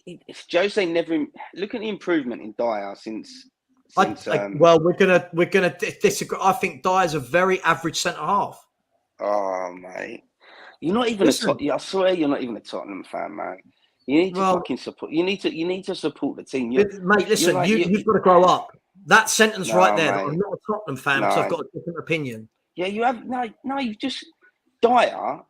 Yeah, he's okay, hard, man. He's mate. Honestly, under Conte, he's been quality, mate. You can't grill him. I'm going to tell you why. Even under Poch, he was quality. I'm going to tell you why Dyer's not dodgy quality. Couple of seasons because of an appendix. If you let anyone else talk, I'll tell you why Dyer's not quality. First and foremost, I've never seen a bloke so bad in the air as Eric Dyer. Right, for a middle of a free centre backs, he's not good in the air. Secondly, I've never seen a man turn his back when players are about to shoot as much as Eric Dyer does. And positionally, he isn't very good. He is, I would always have him in my team because he works hard. He's got that passion and, he'll run through a brick wall for you. But there's a difference between that. Look at him there. Look at him there in that clip. All over the shop he is here. Look at this. He is all over the shop, Eric Dyer. So if fans now, if your argument is I'm not a Spurs fan because I don't rate Eric Dyer, you're my age. Mate, you don't rate any of our players, mate. Yes, you just don't rate. Gav, I'm the guy that's just turned around and said Conte should be doing better with the quality of players he's got. Now you're telling me I don't rate any of them. Right. Which one is it? Okay. Right. Which one is it? Let's go down a different. So you think Arsenal are playing well? Yeah. I don't think. I know Arsenal are playing well. Okay. How long has Arteta been there? Arteta's been there. What? This is his third full season, but fourth because he came at the end of the third. So and the first 2 seasons, where did he finish? And how are they playing? But what's this got to do with anything? Because you're saying you're having a go at Conte. He's been. I'm not having a go. I just don't like football. No, right. He's been here less than a year. Yeah. He's been here less than a year. Yeah. And you're praising Arteta and Klopp. Whoa. People that have been there 6, 7, 4, 5, praising 6, 7 Arteta. Years. What? Because I say Arsenal are a good team to watch. Yeah. That's not praising. He's had 4 years to make them a good team to watch. Can I play devil's advocate? That Brighton manager has had 48 hours. That game against Liverpool is better than I've seen Tottenham play in 2 years. Wait. Okay, wait. But Potter's been there for a long time. He's just taken over a Potter team. I guarantee you, if that Brighton manager walked into fucking Burnley, he's not going to be making them play like that. He's taken over a Potter team that's been drilled in that way to play. I do agree with that to some extent, but that's the point. It's all about the players that you've got. So for me, this isn't about whether I'd have Jose or whether I'd have Conte. For me, ideally, I wouldn't want either of them with the owners we've got. Ideally, I don't want either of their 2 styles with the owners we've got because their styles for me. You don't want anyone though. But you wouldn't have Pochettino back, would you? I'm trying to talk. You've got to learn how this kind of YouTube debating thing works, man. You've got to let people finish their sentences, right? The difference is Conte and Jose, for me, are very unique in the way their teams play. They're not good to watch, either of them. Both of their teams rely on having top players that know how to play their system, 100% concentration and experience. That's fine. I don't mind that. But then back the manager. If you don't back the manager and you give them players like Jed Spence when he clearly didn't want him, yeah? Like Longley on loan rather than going and buying a proper centre-half, then I don't want to watch this, right? That's the difference. Am I allowed to talk now? No, hang on, Gav, don't do that. Gav, you've talked a lot. You're not letting anyone. You're not letting anyone. No, I'm just not sure when I'm allowed to talk. When I'm not, so I'm asking a question. Just let me know when I can. First of all, respond. Listen, I'm happy for anyone to come on my channel. Anyone at all is always welcome on my channel. But you're coming on telling me I'm not a Spurs fan because we've got a difference of opinion. That's where it's really silly. You're just hating. You're hating on players that I genuinely think are giving their who am I hating on? All. Dyer. Hating on him? Dyer, mate. Dyer, yeah, you are hating on Dyer, mate. Come on. Dyer's been since Conte. He's been okay. He's been good. He's been good. I mean, people are going on like he's brilliant. If you watch him turn his back. Watch him in the air. Watch his positional sense. Mate, watch his passing. Like, watch his... He's a centre-back. He's a centre-back. He's a centre-back. I'm first and foremost worried about how he defends, right? I'm not hating on him. He's an okay defender, right? This is the problem. If you are a fan that doesn't think all our players are great, you're told you hate them, and you're not a real fan. Think how childish that is. Right. Gav, I'm ending this here now because this was meant to be a stream about watching the Frankfurt game, and I'm just all you've done is come on. Mate, to be fair, fair play to you. You've let me on. I've had my rant, but do you know what I mean? Like, what I think my main anger when I watch your shows is you sort of make out like I know what you're saying about me in that I'm saying because you don't agree with my opinion, but you do that all the time. You're like, I'm hearing fans say this, I'm hearing fans say that. Yeah. And if people don't agree with you, then they're wrong. No. And that's what annoys me about your show. That's what annoys me about your show. It's very one-dimensional. Do you know what, right? If Tottenham was politics, you're conservative, I'm Labour. That's how it is. You're right wing, I'm left wing. Gav, I'm letting you go because I'm losing viewers for fun right now because I've had you on. I'm losing viewers like mad. I am. Look at the numbers. My numbers have just dropped 60 since you've been on. Bit like your bar once you was DJing, eh? Cool. All right, Gav. I'll see you later.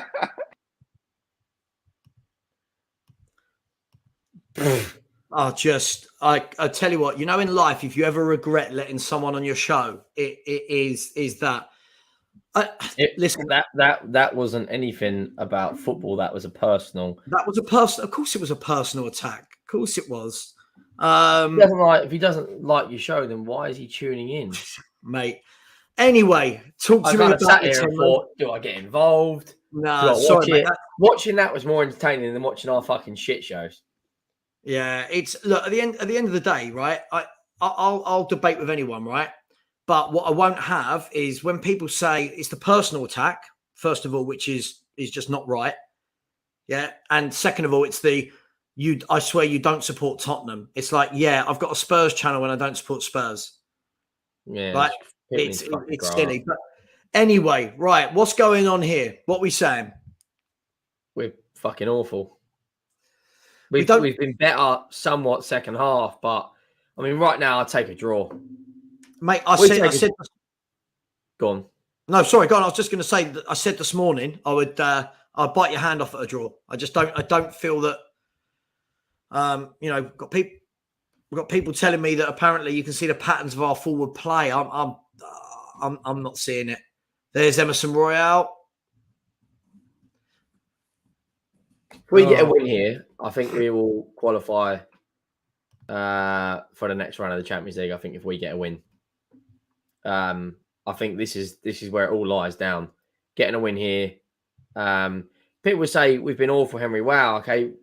We've had one shot on target in 72 minutes. Maybe not awful, but people coming out and saying this is our best half. I don't.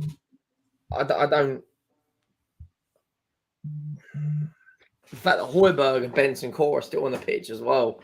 It's been a good half, but it hasn't been. Yeah.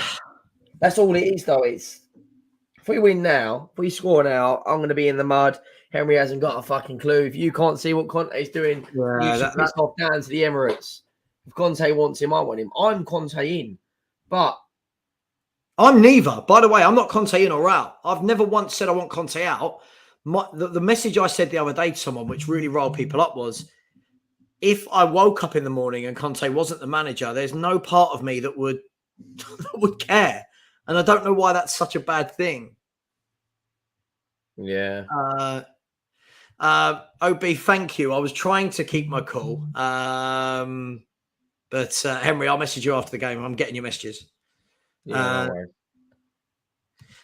Look. I think John, at the end of the day, right, is I'll let anyone on, and anyone can have their and have their say. It's just when it gets personal, I just feel it gets a little bit silly. That's all, And when the guy's saying, "Look, you're my age," it's like, yeah, I am your age, which is why I'm not going into people's shows and trying to make personal digs at them. Taking off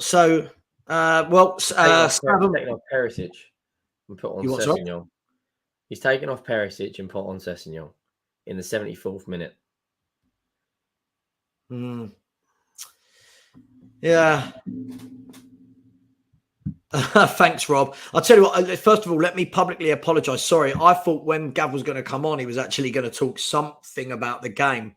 And then before I know it, we're 20 minutes in. So apologies, guys. Listen, we're going to nick it at the end. Do you reckon we'll nick it? I mean, this game could go either way. Listen, let's not pretend that Frankfurt are amazing, but when we're talking about how good we are, fans all the time. I'll tell you what, I'm gonna run a show after. I'll just keep going for a show afterwards and invite some people on. This is fucking. What's this? So we've got 57% of the ball, 1 shot on target, 8 off target, 2 yellow cards, 15 minutes to go. Son, I don't think, has been very good today. Perisic, don't think he's been very good. Kane, no, yeah. Our best player has probably been.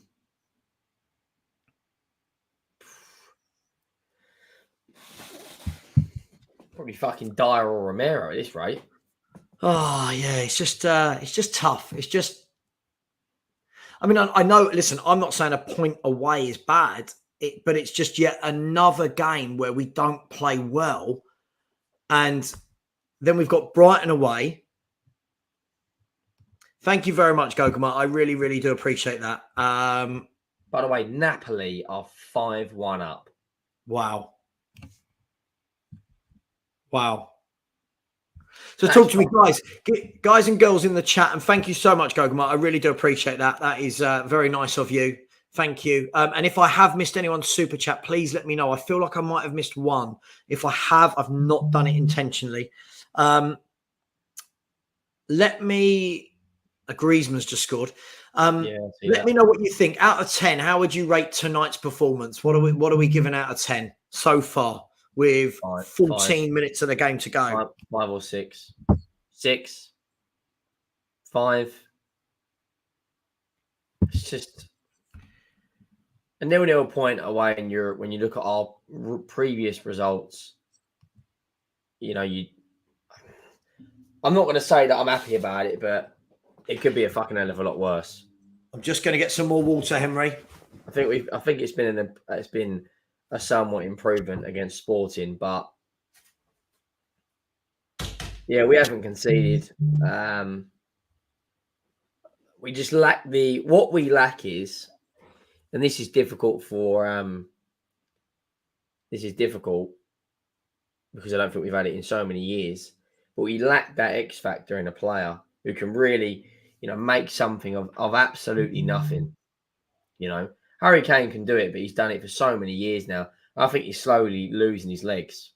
If we get a goal here, it's going to be a get out of jail free card, I'll be honest. Because,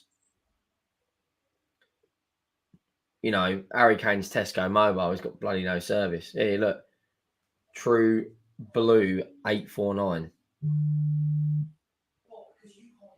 Why don't we just go and get a creative? James Maddison. James Maddison is it we should have brought in the summer window. That would have been the game changer for us. James Maddison in this team would have been fucking out of this world. We're 78 minutes in. With Gil Messi coming on. Or Hill Messi, should I say. That's the level we're at. We're bringing on Brian fucking Hill.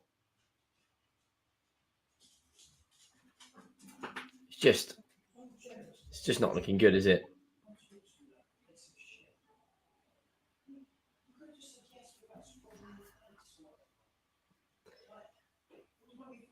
Come on, for fuck's sake. We made another sub.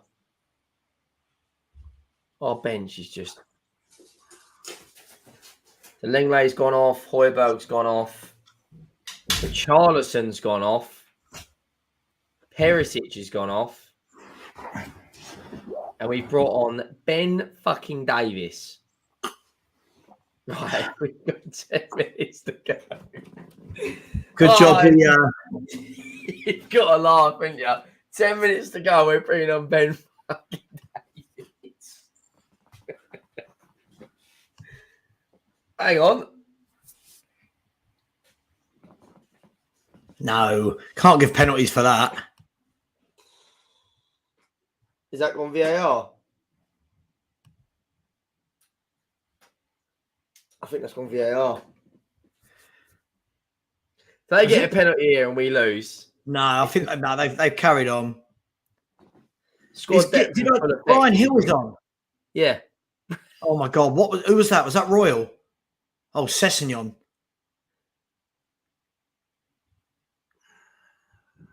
Oh. That's how you know when you've got really good squad depth when you're bringing on Ben Davis and Brian fucking Hill.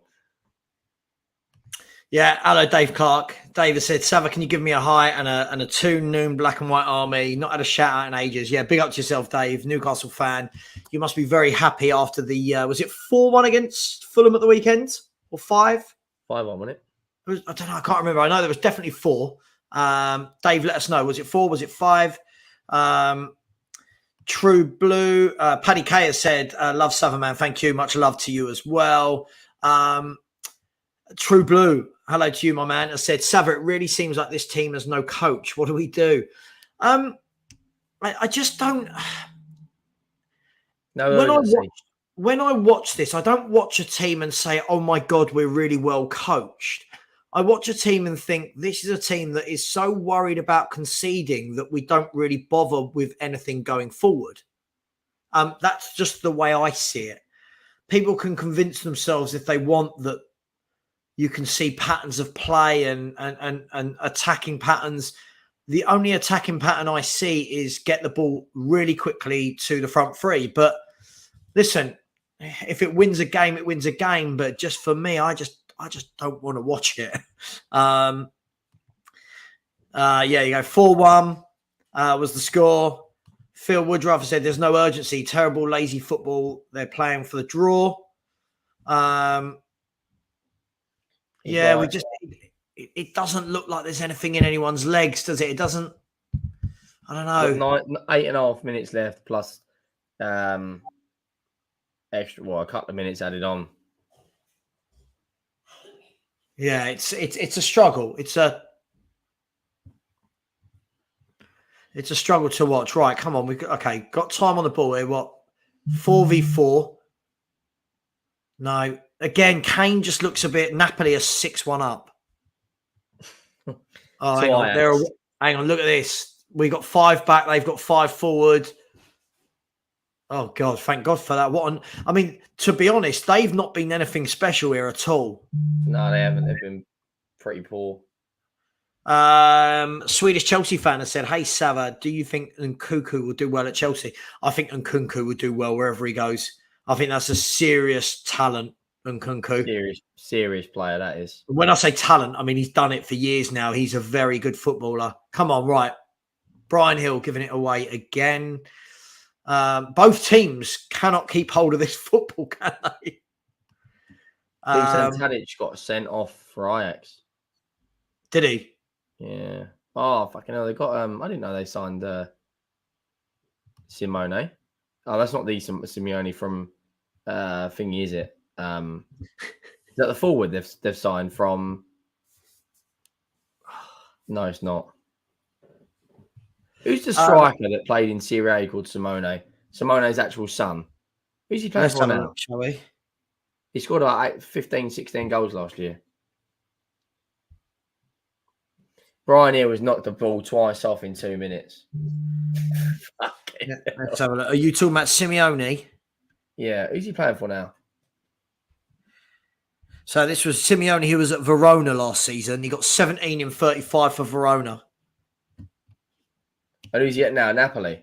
He's at Napoli. Yeah, he's scored with an Ndombele assist. Tungai is on for Zielinski. Look at that. Liverpool 2-up. Inter beating Barca. Porto beating Bayern. Bruges beating Atletico 2-0. So the Griezmann goal must have been. Oh, he's on loan at Napoli. Oh, it's just tough, isn't it? Do you know what? Do you know who I give real props to? It's the fans that go and watch this.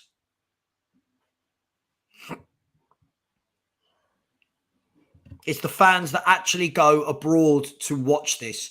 I would be writing to Daniel Levy asking for my money back. Your flight, your hotel, everything, mate. It is. This is not. I mean, look. What makes me laugh is we've spent all this time trying to get back in the Champions League. Everyone's saying how good it is. This is the third Champions League game in a row where we look like we're not good enough for the Champions League. I don't think we're a great side. I'm not going to lie to you. We're not a great side. We've got a couple of goal scorers that will always have us up there. Hence why when people say, why do I think we'll finish fourth? Because I don't think that there's too many teams that can outscore us. Yeah.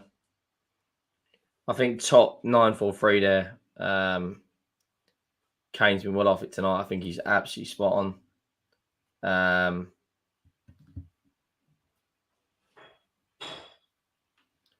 Yeah, I think we're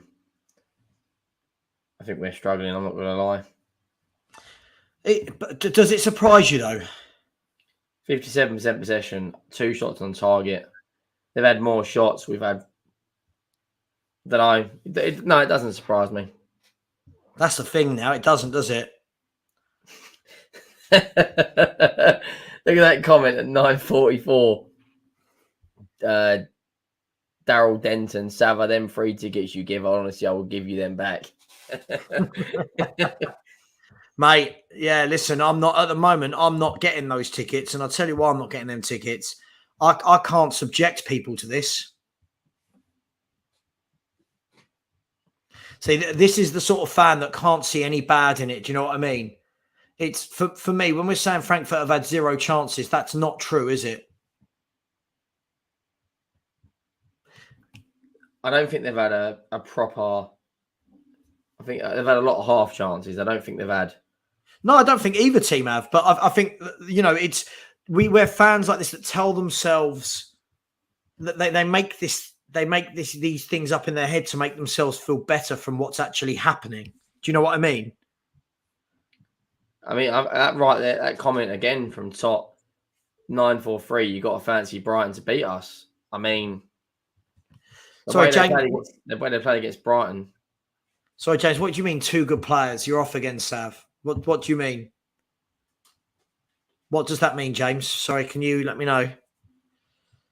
Oh, yeah, Philip, mostly what I say ends up being true. Not like, oh, my God, look at me, I'm right, but because it's staring us right in the eyes. But the problem is some fans think if they say the truth, then it makes them a bad fan. And that's the difference. I think as you grow up, some of the older fans get it, right? You get it. It's okay to say, yeah, this isn't good. But I don't know. I don't think I can see Bayern going for Kane, if I'm honest. I don't think Kane's covering himself in any glory at the moment. If we had any striker today that was in any sort of form, we would have won this. Any sort of striker that could put the ball in a... Today, I mean, Kane looks off it. Son was fucking awful. Just so you know, with this... in the official match stats on the Champions League website, it's got it down as Frankfurt having 11 chances at goal. So I don't really think you can say 0 chances. Both teams, according to the official, have had 11 shots. The difference is Frankfurt have had 2 on goal. Spurs have had none on goal. We've had no shots on goal. We've had 1. Well, depending on who you go to, right? But in 89 minutes, that's the... They've got another corner. They're going to fucking nick this. So I've just got a terrible feeling that they're going to nick this. Off a corner. I probably will smash something up. I'm not going to lie to you. I don't think they will. We've got so many men back behind the ball.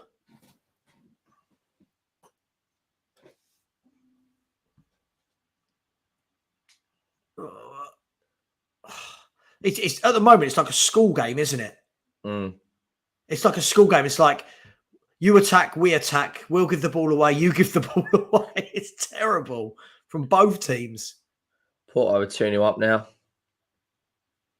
Liverpool 2-0. Club Brugge against Atletico Madrid. They're 2-0 up. Wow. I might fucking start supporting them. Good question, everybody. Who would you give man of the match to? Who's your man of the match from either team? No one. I don't think there is one. The refs had a good game. Who is the man of the match? Seriously. Just quickly, James, what I said was the reason when people ask me if we'll finish top 4 is because we've got 2 guys that will score goals, i.e. Kane and Son. Every year score enough goals to always have us up there. Is that not correct? Am I making that up? Or have Kane and Son scored like 40 to 50 between them every year for the last 5 years? Oh, I don't know. The truth. Come on. What we need one. Oh my God. Harry has been dreadful tonight. It's been dreadful for a couple of games. There you go. Look, not one shot on target against a Frankfurt team that conceded 3 to Sporting. Yeah, it's 2.5 minutes tough to play. I was going to do a match reaction to this, but I don't even think there's any fucking point. No, I've invited some of the Tottenham away lads to come on to continue afterwards. Oh, who's coming on? Let's have a look. North London. Peter said, we're absolutely awful to watch when the cameraman can't find any Koreans in the Spurs shirts. Jesus Christ. James Hunter has said, Gav, man of the match. Fair enough. Corey Boy says, Stevie Wonder, I would give man of the match. Loris and Canal for being man of the match. What, from 2 teams that have only managed 1 shot on goal between them? Mr. Butler said we're battering teams in October. God, it's just tough, isn't it? So is this 2 games in a row without a goal from open play?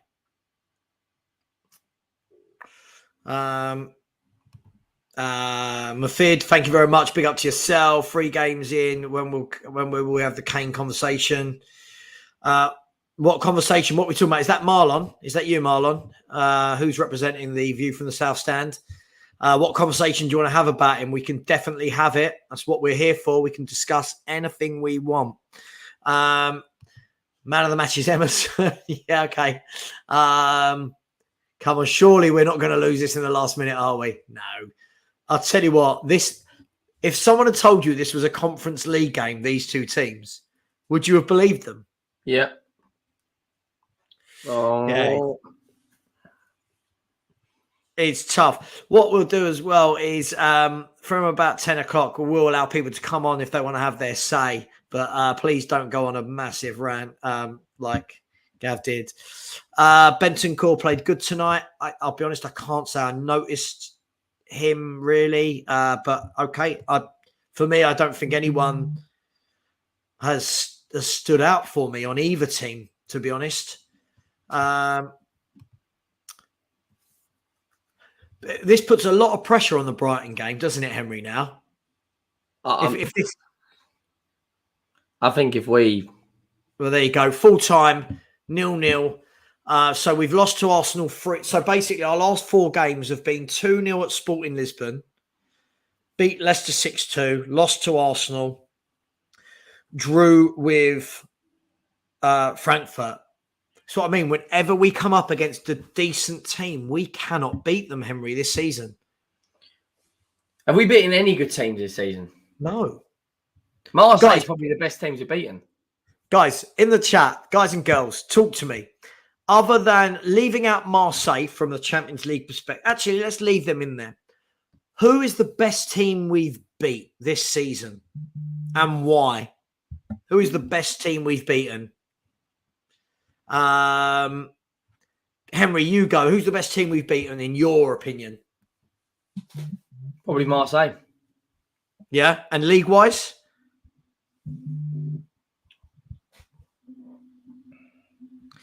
By the way, Barcelona did equalise. Did they? Hang on, I've got Barcelona 1-0 here. And then it's gone 0-0. Oh, I don't know what's going on with this app. Oh, best team we've beaten. Corey Marseille, Boyd. and I'd probably say the best team in the league is Fulham. So Forest, Slaven Bilic's beanie has said Nottingham Forest. That Korean 11, James Hunter has said that Korea 11. Didn't we win 6-3 against them or something? Leicester City. We've got Southampton. Wolves, who sacked their coach. Marseille will beat Spurs in their home game. Rafa said, I want Conte gone. I can't tolerate his stinking football. I really can't. I don't give a monkeys about his CV. Phil President said, finally some mercy. The ref blew his whistle, saved us from this pain. Harry the Hamster has said, bringing Davis on in 2022. Brilliant. I tell you what I always love about football and about our fan base. For as deluded as some can be, there's so many funny people that have really good outlooks on life and really cheer me up. Jabalani has said, dude, did we just draw to 11th place Bundesliga last season with 0 shots on target? Yes, we did. Corey Boy said they won a Prem. We haven't, so they're the best team we've beat. Talking about Leicester City. Jabalani's going in on Harry Kane. Kane is a disgrace. Is a disgrace. I think that's a bit harsh. Tyrese, welcome to the show. Tyrese has said shit football plus shit results plus shit performance. Ricky has said the ref was shocking. Højbjerg, Bentancur rate, but not good in the 2. No right wing back, let's be honest. Perisic's legs are past it. Sess's crap. How is this tactic going to work? Yeah, I hear you, my friend. I hear you. Leicester are the best team we've beaten because they had Maddison, but we're bottom of the league at the time. That was bloody awful. Now tell me that Conte was backed. No shot on target. Tottenham are back. What did someone say to me the other day? They messaged me saying we should be called Sit Back FC. Love it. How is Davis, Dyer, Royal, Sessegnon playing in a title contending team? Well, I think we know the answer to that is because we're not a title contending team. Top 943 has said Jermaine Jenner thought we played well. I mean, if no shots on target in an entire game is playing well, then yes, we played brilliantly. Can we ask Glenn Hoddle to come out of retirement and play? Oh, you're talking about... I just caught the end of his career, and that man was absolutely different gravy. Different. Would you rather Hoddle or Gaza? Oh, why are you... The best 2 players I've seen in a Spurs shirt. Or Ginola or Bow? Oh, man, come on. I'd love the midfield 4 of Gaza and Hoddle in the middle, Ginola one wing and Bow the other. How's that? Oh, wow. But the 4 players just mentioned there is everything we are lacking as a football club now. Those game changers, those maestros in midfield, you know, the skill, the flair, the players that even if we had lost tonight, you go, yeah, but weren't Hoddle good? Do you know what I mean? Henry's going to jump off and then he'll be back. We'll see you in a minute, Henry. I'm going to quickly do a quick reaction stream and then I'll be back on. Yeah. I'll be live, mate. I'll be live. I'll see you in. I won't be long. Stephanie Iyer said, "Yeah, go on, off you go." Stephanie Iyer said, "Kane and Son duo is dead. He's dead." Well, that's a big statement. Anyone agree with that? I mean, it's not working this year for whatever reason, but dead. I think the most exciting thing about tonight's game was my tan. I'm just going to put that out there. Some of these comments are brutal. What about Gaza? Just magnificent. If people call players world class now, if they had watched Gaza, and I'm sure many of you in this stream have, you would see a different type of footballer. Just a different type. He was sensational. Spurs still hurt from Saturday. There's an Arsenal fan. Ginola and Bale, great players. Frida Right Side has said no shots on target and passing like blind men in a maze. Conte needs to shake things up and drop several high-profile regulars. I tell you what, Frida Right Side, I feel like you're right. I feel like lots of people are playing on name at the moment. I'd rather mix it up and give someone a go. Get Basuma in there, get Spence in there. I'd drop Kane or Son and get Kulusevski in there. Just want to see something different now. It's just all gone a bit stale in this last 3 or 4 games. Darryl said, can see why some want Conte out. It's Conte football. Yeah. That link up with Coca-Cola just makes Spurs top bottlers. Very good, John. I like that. Very good banter, my friend. When you say Jay Ashraf said it's not quite clicking for us up top. If we can grab a few goals against Brighton, their confidence will come back. The problem is Brighton are a very good team, and I don't see us winning there either. I think we will lose narrowly or get a draw. And I've said that the last 2 games, not being wrong. Rob Belcher said that's detrimental to the words bloody awful. Yes, Corey, that midfield is a wet dream. Absolutely. Bench quality is trash. Yeah, that's what I said all summer. All summer, people telling me we've bought depth. I don't think we did. I don't think we did what we needed to. Jabulani said we can't let Kane get away with what he's just done. I mean, it was an awful performance from Kane. You have to say it. Natasha said Hoddle. Yeah, Natasha, hello to you. Yeah, great. He was just simply magnificent. I really wish a lot of the younger fans had got to see Glenn Hoddle play football for Tottenham because he was sensational. Stephen Cartwright said 3-4-3 is awful for these players. Our front 3 were dreadful. I agree. Oh, there's a blast from the past. Shay Glizzy has said we need Maurizio Tirico. The Argentinian Maurizio. John Norfolk said Hoddle was gifted. Yeah, truly gifted. So I won't be able to read out everyone, by the way. There are a lot of comments. I'm just going to pick some random. Nicola said Kane was utter crap tonight. Do you all agree with that? He wasn't the best, was he? Swanee X has said not losing away from home in the Champions League is not a bad result. It just looks and feels bad because we haven't been playing well all season. If that was a loss at home, it would be a bad result. I agree. Drawing away from home isn't bad. I think it's just another performance, Swanex, isn't it? It's another performance where there's nothing for Spurs fans to get excited about. Jace has said Højbjerg was man of the match. Gogama, Henry's going to be back in a minute, just so you know. Tyrese has said he'd genuinely take the Celso. Palmsy said, just checking, and Arsenal fans are allowed to come in and laugh now or not. Listen, do what you've got to do. I'm a believer that all fans should be allowed on all channels. I don't buy all this, or what are you doing here? You're a so-and-so fan, so you're welcome. Corey Boy said, time to cash in on Son, Kane and the rest of them. Some missed a one-on-one. Kane needs to see the bench for a game. The front 3, not cohesive at all since Decky's gone. I genuinely think Decky is a miss.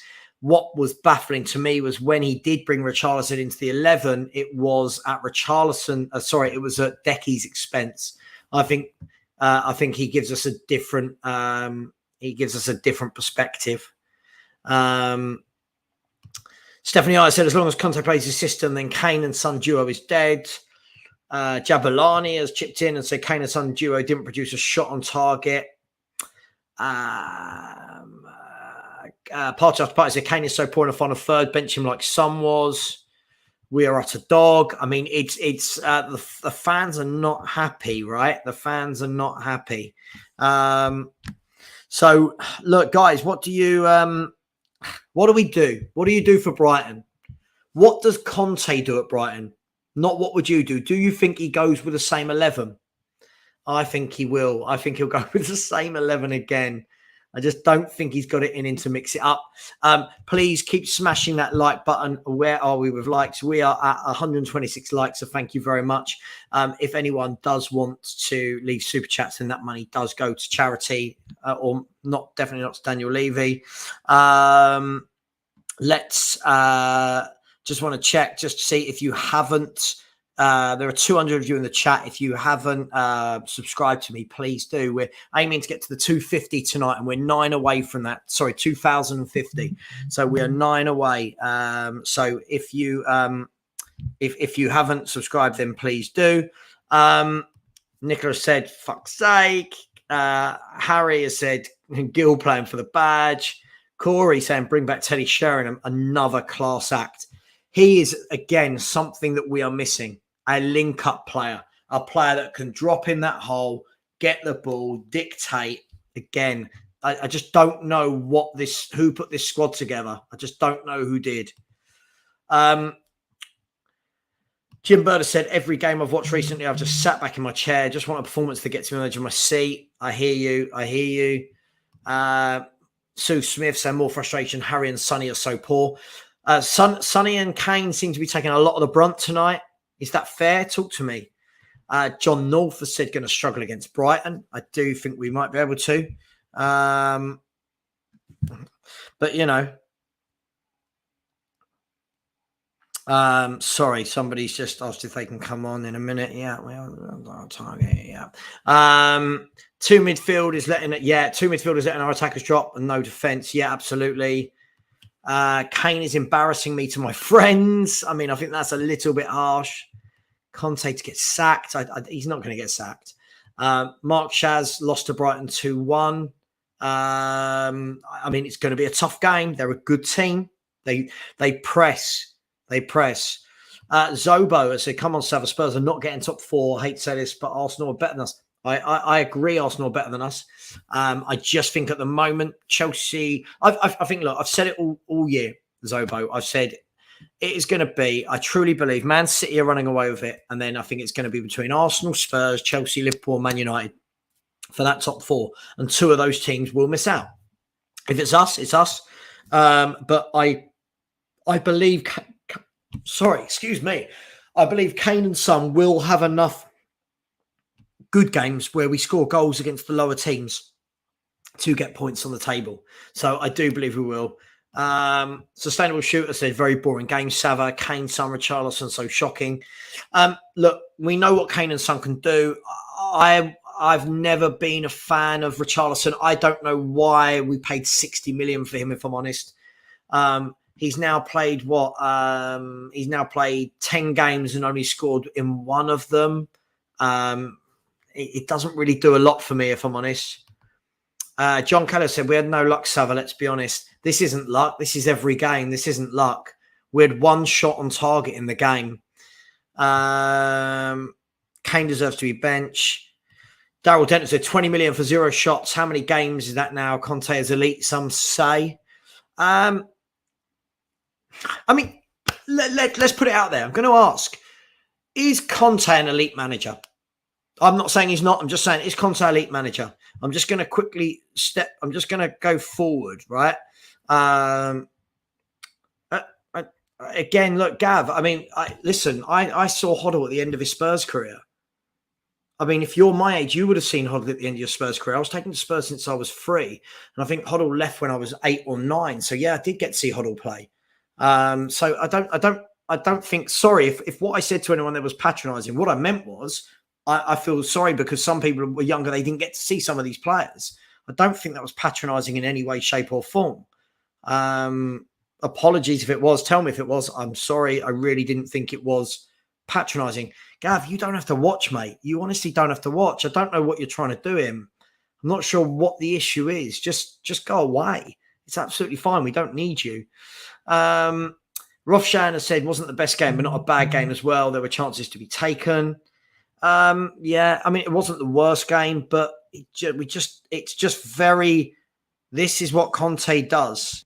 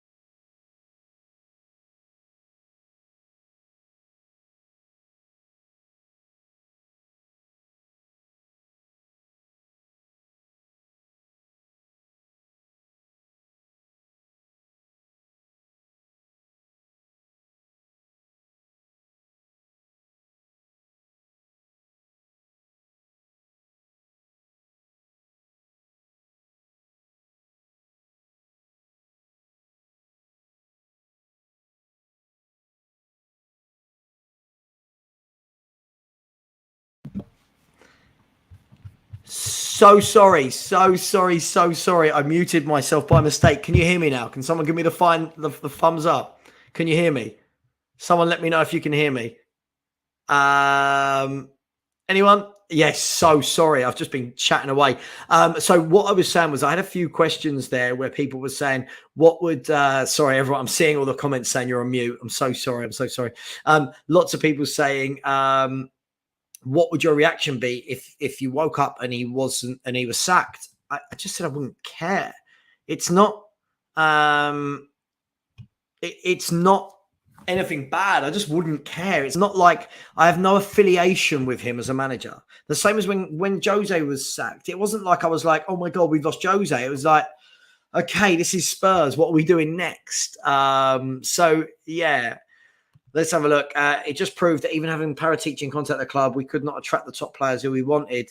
I don't believe this at all. I don't believe Spurs went in for anyone remote. You're not telling me we couldn't have attracted a James Maddison. Why couldn't we have attracted a James Maddison to this club?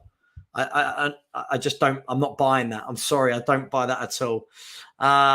Sorry, Nick. Yeah, unfortunately, you can hear me again. Sava, are Arsenal fans allowed to come on to your calling shows? Not looking to banter anyone, just have a conversation. Dimitri, absolutely. Anyone can come on. As I said, I will put the link in the show. If anyone wants to come on, please be sensible. If you are going to be personal, then we will remove you straight away. So please, let's not be personal. Let's just keep it about football. And if anyone doesn't, if anyone doesn't like the content, look, I'm cool. People can go elsewhere. It's a free country. There are lots and lots of Tottenham shows that you can go and watch. And mine is just one viewpoint. But wouldn't it be boring if we all had the same?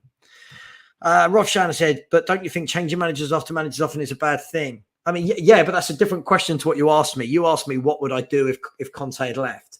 But that's a different question. Yeah, of course, changing managers is bad. Unfortunately, it's the club we've created. Well, David, my question is, I was just using Maddison as an example, but my question is, if Conte didn't want a Maddison, that really worries me, how we would not want a player of that caliber in our team when you watch how poor we are. Don't you think, David? I'm just asking, don't you think? Where do you go from Conte? Look, Conte's not going anywhere. I don't know why he's not going anywhere. So let's not, how come no one has bought James Ward-Prowse? I think because Southampton have slapped this massive price tag on him, if I'm not wrong. But yeah, it's hang on 1 second. Hang on, we're going to get Coover on. I like getting Coover on. 1 second. Where is my Where is it? Where is it? Where is it? Where is it? Where is it? Sorry, 1 second. 1 second. Bear with me. Right, we're going to get Kuva on, who's always sensible but insightful. So let's see what Kuva's got to say when he comes on. Look, we can't keep changing managers. I agree with you, but I just can only see this going one way. What will happen is Conte, who said he was happy a few weeks ago or a month ago, when things start to go bad, if he does leave, it will be that he wasn't backed after he said he was happy. So I can just see how this is going to go. Kuva, 99, you're back. Yeah, had a little bit of a break. It's good to come back on such a fantastic game, isn't it? Mm-hmm. Listen, we've got lots to talk about. Just quickly before I do that, Rob Shan, listen, I get it, mate. I know you're always in my comments, always talking about that you trust Conte. That's great, and I hear that a lot, but I can't help it if I don't like the football. Kuva, let's start. Before we go into the wider Tottenham piece, you've just watched that 90 minutes. What did you make of it? We weren't that bad, to be fair. We're just totally wasteful when he got any chances, weren't we? It's like the reverse of what we've been seeing in recent matches, especially against the Gunners. We were getting quite a bit of the ball, creating the chances, and just woeful finishing. But there was such a lack of quality when it came to any attacking play. But luckily, that went for both sides.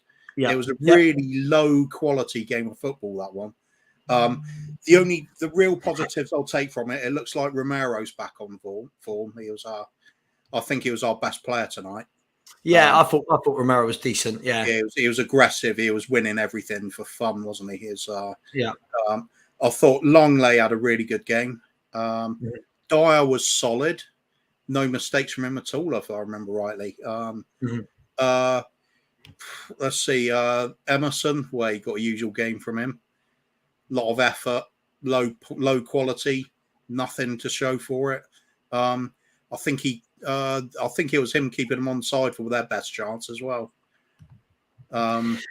Would you say the chances we create? We did. I mean, look, we didn't have many on target. We were wasteful. What are the chances we created from great football, or was it more just it was a kind of end to end? You have it, we have it. You have it, we have it type game. Yeah, it was really low quality. It was the amount of times both sides were the taps were breaking down, total misunderstandings.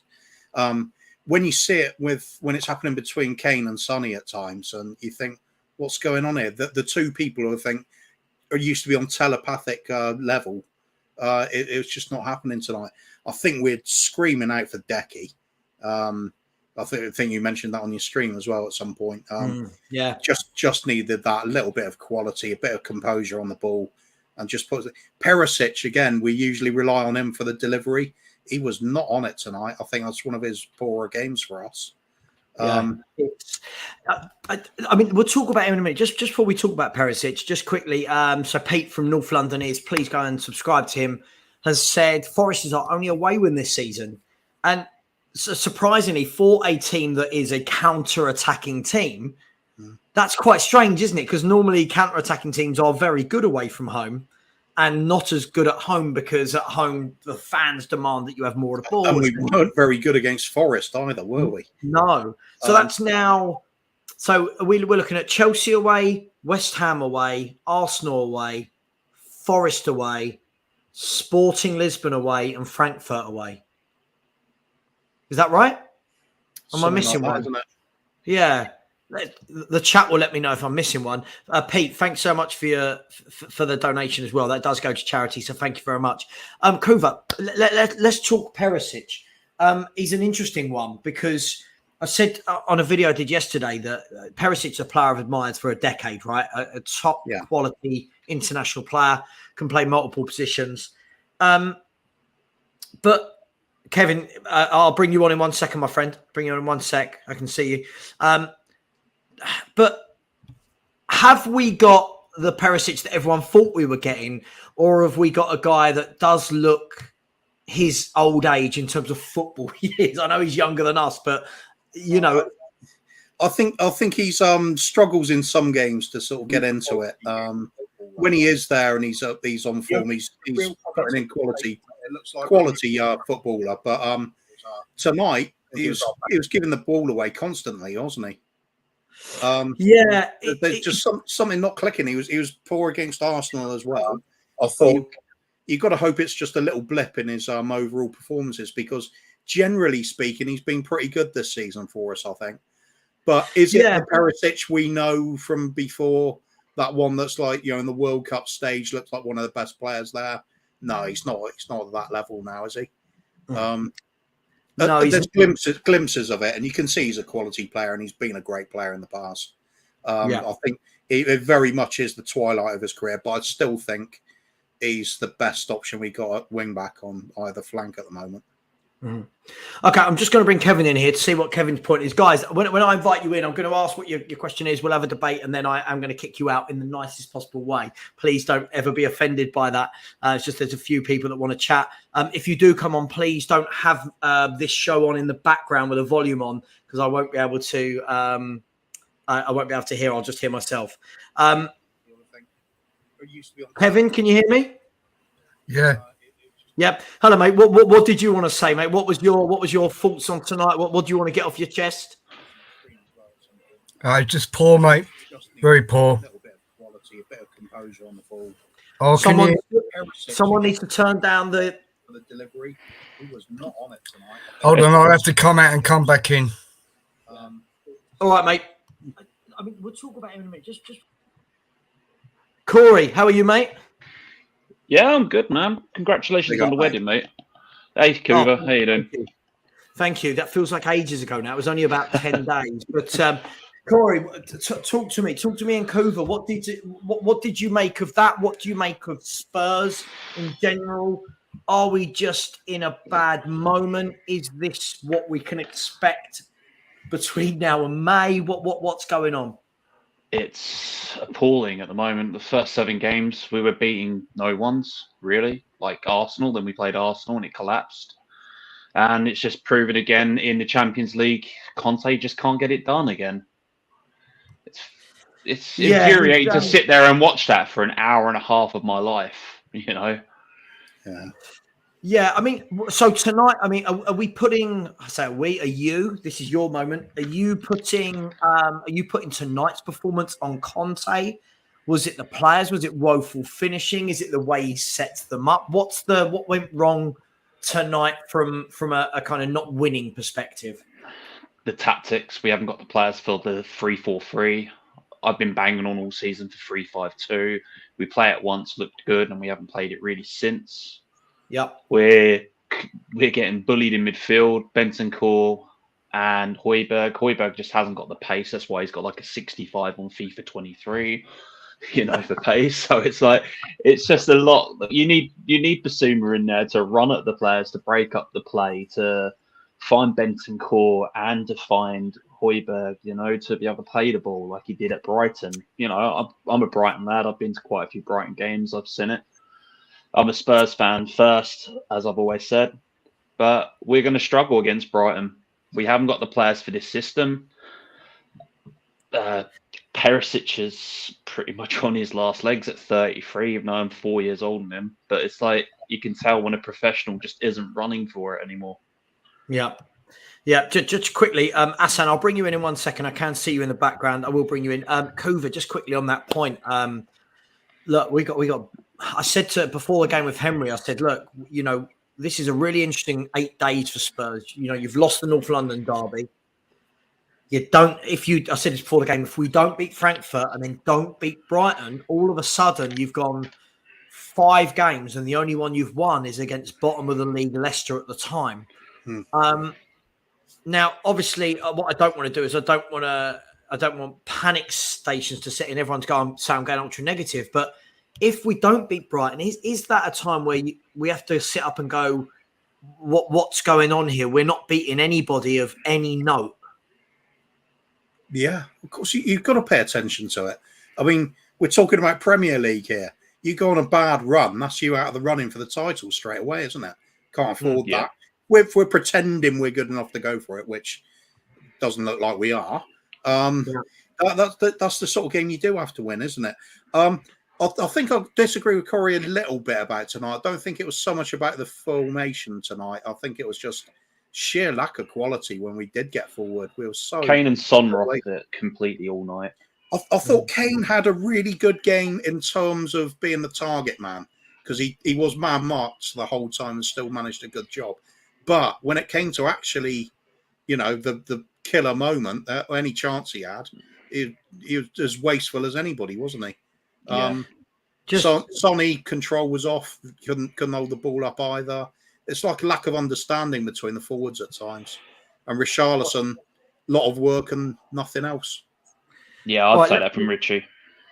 Let me just Hassan, you've put yourself on mute, by the way. So if I ask you this question, you're going to need to unmute yourself. Welcome to the show. I think we often talk on YouTube, so nice to see you face to face. What are you saying, mate? Is this worrying? Arsenal not beating, Sporting Lisbon not beating, Frankfurt?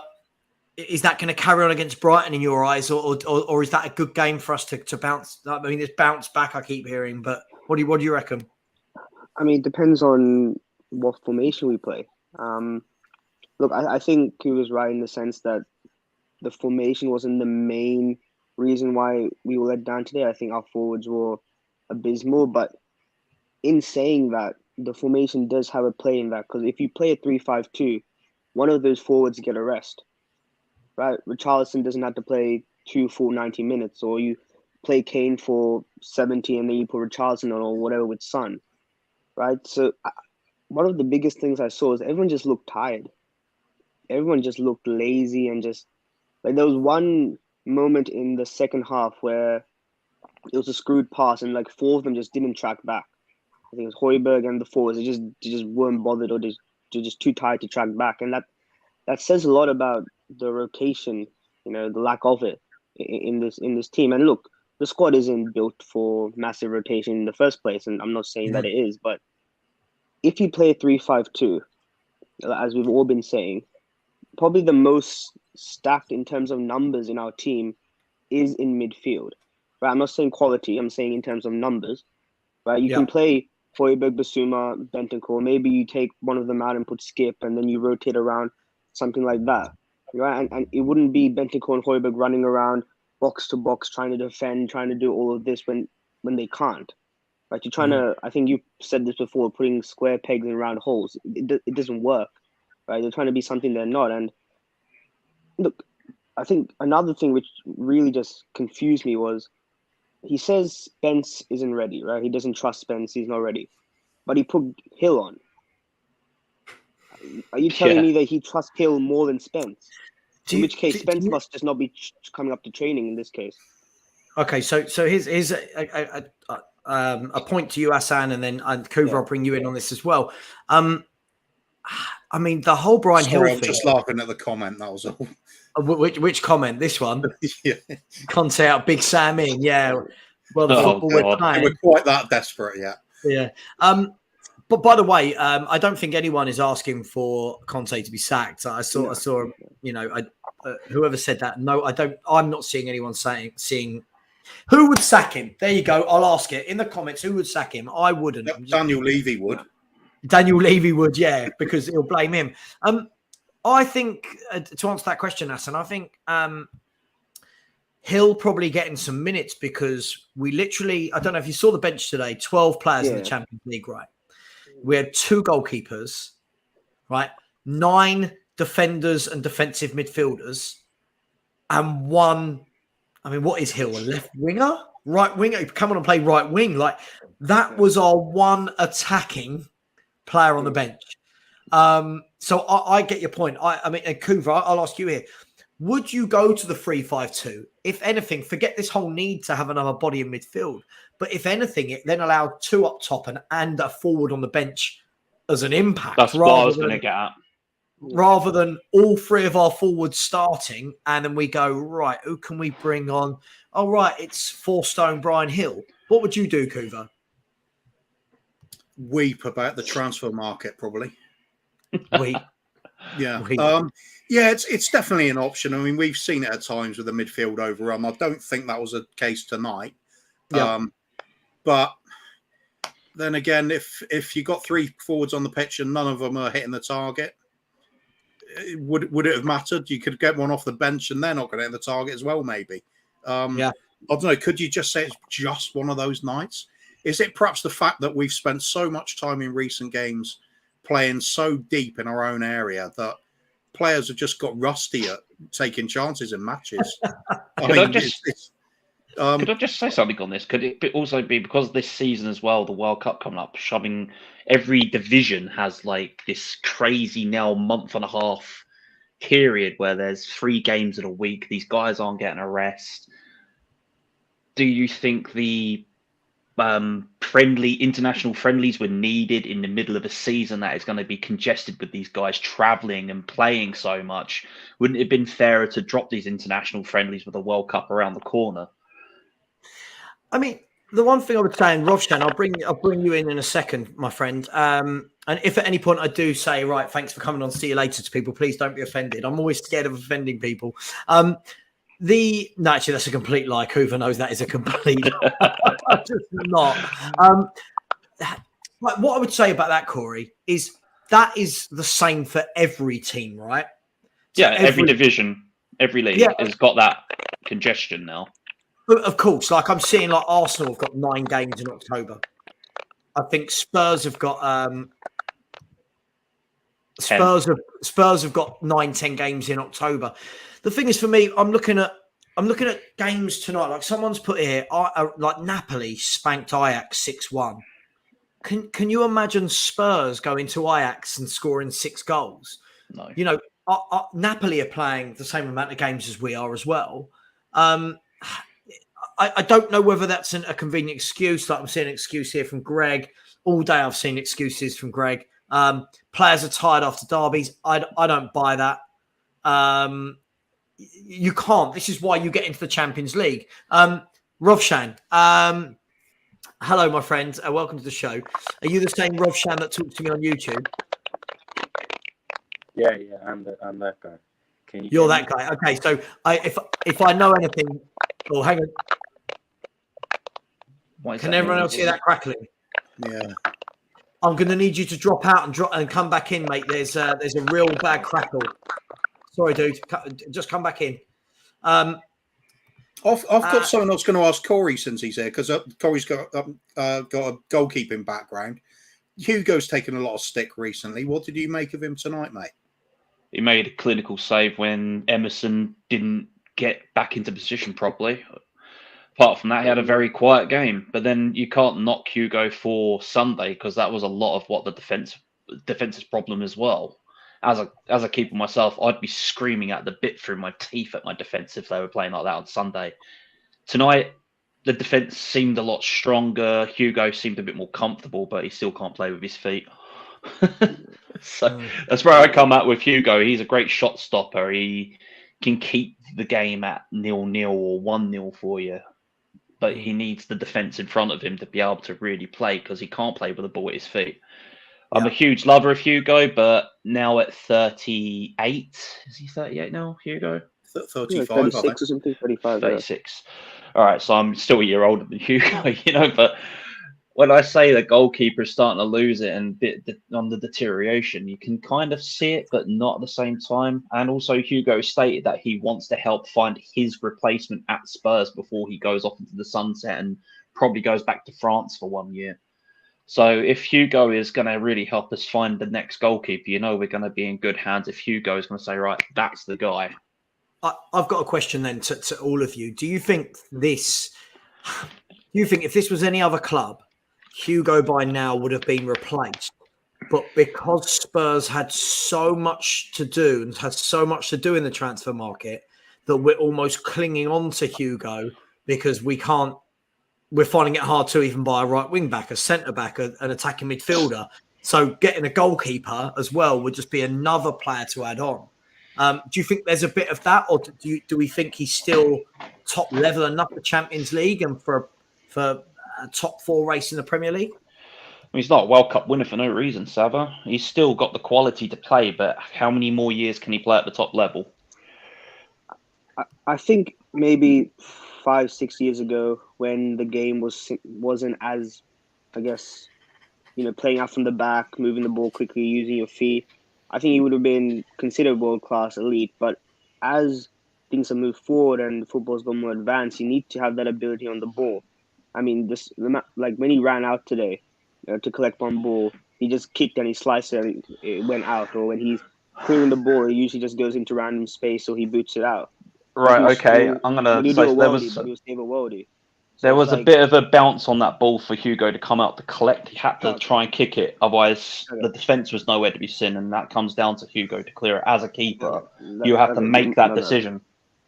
Okay, fair enough. But as a whole, I just think nowadays you need a keeper who good with his feet. And I think that's where Hugo is just lacking. And that's why we need a replacement who can play with his feet. I mean, I was having a chat with Kuva today, actually, about goalkeepers. Was it today or yesterday? It was today. About 4 or 5 goalkeepers that I've been watching, and I'm really interested to see if Tottenham would go for them. And it's just, at this point, I can't really see us spending 50, 60 million on a next level goalkeeper, because all the time Levy's in charge, he's not going to put his hand in his pocket. Well, this is the problem. Let me bring in Rovshan. So welcome to the show. Can you Rovshan, hear me now? I can hear you. Yeah, the crackling has gone, my friend. What did you want to say when you came on? Because obviously, me and you, I think, disagree quite a bit. Always respectfully, I think we disagree quite a bit in the comments. But you're a big Conte fan, from what I gather. At what point would you worry? Obviously, not. I know you're not worrying now. What would have to happen for you to worry and question Conte? Look, it's the beginning of the season, and we have to remember it's Conte's first full season at Tottenham, so he's still building some performances, formations. He's also finding characteristics. Yeah, I get he's a bit stubborn manager. We cannot say he's not stubborn, but when I go to the internet and I see that some fans want to Conte out, I found it a bit strange, I think, because I think since Poch, we have changed managers consistently, so our fans got used to changing managers. But it's not a good thing, actually, especially with Conte. You cannot find any Conte any other time, because following him from his Juventus times, I know he mastered that 3-5-2 formation, also 3-4-3 formation. He won league with both formations, so of course he knows something. Or he knows everything about most of the things about this 2 formations. So we cannot question why he picks 3-4-3, 3-5-2. Yeah, we see basic Can things. I ask though, Rovshan, when you're saying we can't, as the fans of the club that will be here, that were here before him, we were here before all of these people we talk about, the Joses, the Contes, the Poches, Kuva, and I think Kuva and I are maybe a bit older than, well, I won't get into the age thing. We were here before many of these players and managers. Why are we not allowed to question, just because he's won things, why are we not allowed to question the 3-4-3? Why are we not allowed to question the negative football? I'm just curious why. No, we can say that, we can clearly see that recently our performances have not been great. That's obvious against Sporting, against Arsenal, even today at some point. Yeah, we can say with clear eyes that performances have not been good. But the problem of mine is we cannot say what's the solution. So fans say that 3-5-2 is the solution. We cannot say that because football is not as basic to say to play this formation or the other. There's details into deep in football, which is known by the football managers, and who can solve it and play great football are the ones that are great managers. So Conte, why I absolutely not, I'm not thinking about Conte get sacked. And if I see Conte get sacked tomorrow, I would go mad because he has done it at Juventus, won 3 leagues. He has done it at Chelsea, won the Premier League in his first season, FA Cup second season. He has done it in Inter, won the league with Inter after 11 years. So he comes to Tottenham, all of a sudden he's a problem. I think that's a bit strange. Is there, and I'll open this up to everyone, I feel like this is almost like what happened with Jose as well. For me, when I look at, there's certain managers who play a certain way, right? So we all know that a Pep Guardiola team, they're going to keep the ball, they're going to pass you to death. No one's going to be able to get the ball off them, and that's the way they play. Phil, I can see you in the background. I'll let you in 1 second, mate. Actually, I'll let you in now. You can join in this conversation. But make sure that you've turned me down. Good man. I love my own voice, but not everybody says that. Yeah. Everyone loved it, and I muted myself earlier for about 5 minutes. But the thing is, Rovshan, you know, when I look at Conte and Mourinho, let's use those two. What everyone said was, well, look, they've won everywhere they've been, so they must know best. Now, I get that. And whilst I agree with that sentiment, everywhere else they've been given the tools to succeed. My question is, if managers like Conte and Mourinho have, like the players Jose had at Chelsea and at Madrid and at Inter Milan, and Conte had at Chelsea and Juventus and Inter, it's all right to go in straight away and go, this is how we're playing, this is going to win us trophies, because those players are good enough to play that way. My worry is Spurs don't have those players to play that way. Levy's not going to buy the players to play that way because you need top quality wing backs and centre backs, centre mids. So is that, and this is to everyone, is that this is how he plays, this is what's worked everywhere else? That doesn't work for me, because if it's not working here, why do we just, surely 20 million a year, he's got to find another way that he's not had before. What do you guys think? But don't you think that it's too early to just say that he needs to find solution? But we need to give him time, right? It's the thing that we need to give him. Like, he hasn't been here for too long. It's his first full season. He can have 3 to 4 bad like games, but we need to give him time, especially when he's a proven manager. And yeah, I get it. I don't think with Conte we will ever gonna win the league, because it depends on the standards. What are Tottenham's standards? When there are monsters like Manchester City, Liverpool, even Arsenal are coming. They are not obviously not as the same level, but they are building, they are backing their manager, they are building performances. But what's Tottenham's standards? If it's to win the league, I don't see us winning the league anywhere near soon. Like, if it's top 4, yeah, we are always a top four challenging team, and I think we are sustaining our standards at the moment. Of course, you need to step up from your standards, because we have been top 4 team for so long now. We need to go to do things to win the league, but that's down to the board. Their transfers. I don't think they have backed Conte in the summer. They haven't given him right wing back. They have given him a championship right wing back. I don't want to disrespect Digit Spence, but like, when you look at Chelsea's signing, both took top class centre backs, one top class winger, one top class players. But Conte didn't get these players, especially in a tough league like Premier League. Like, of course, he needs to be like given time and given excuses that he hasn't got the squad like others have got. Okay, Rovshan, let me bring Phil in. Phil, welcome to the show. On that point, this is an interesting one. So Spurs fans always say, okay, we have to give Conte time. Now, at most clubs, I would say, yeah, go on. Yeah, give the manager time. The problem is we didn't give Jose time. Yeah, Poch wasn't backed. Conte, if we're saying give him time, Lloris needs to be replaced at some point. Kane and Son are not getting any younger. How long is that time? What's that project looking like? Because if we're talking about 2-3 windows time, Kane and Son are not going to be Kane and Son that we know. They'll need to be replaced. That's another £200 million worth of players right there. Hugo as well. Hugo. Romero, in my opinion, will move on to a bigger and better club if he keeps performing.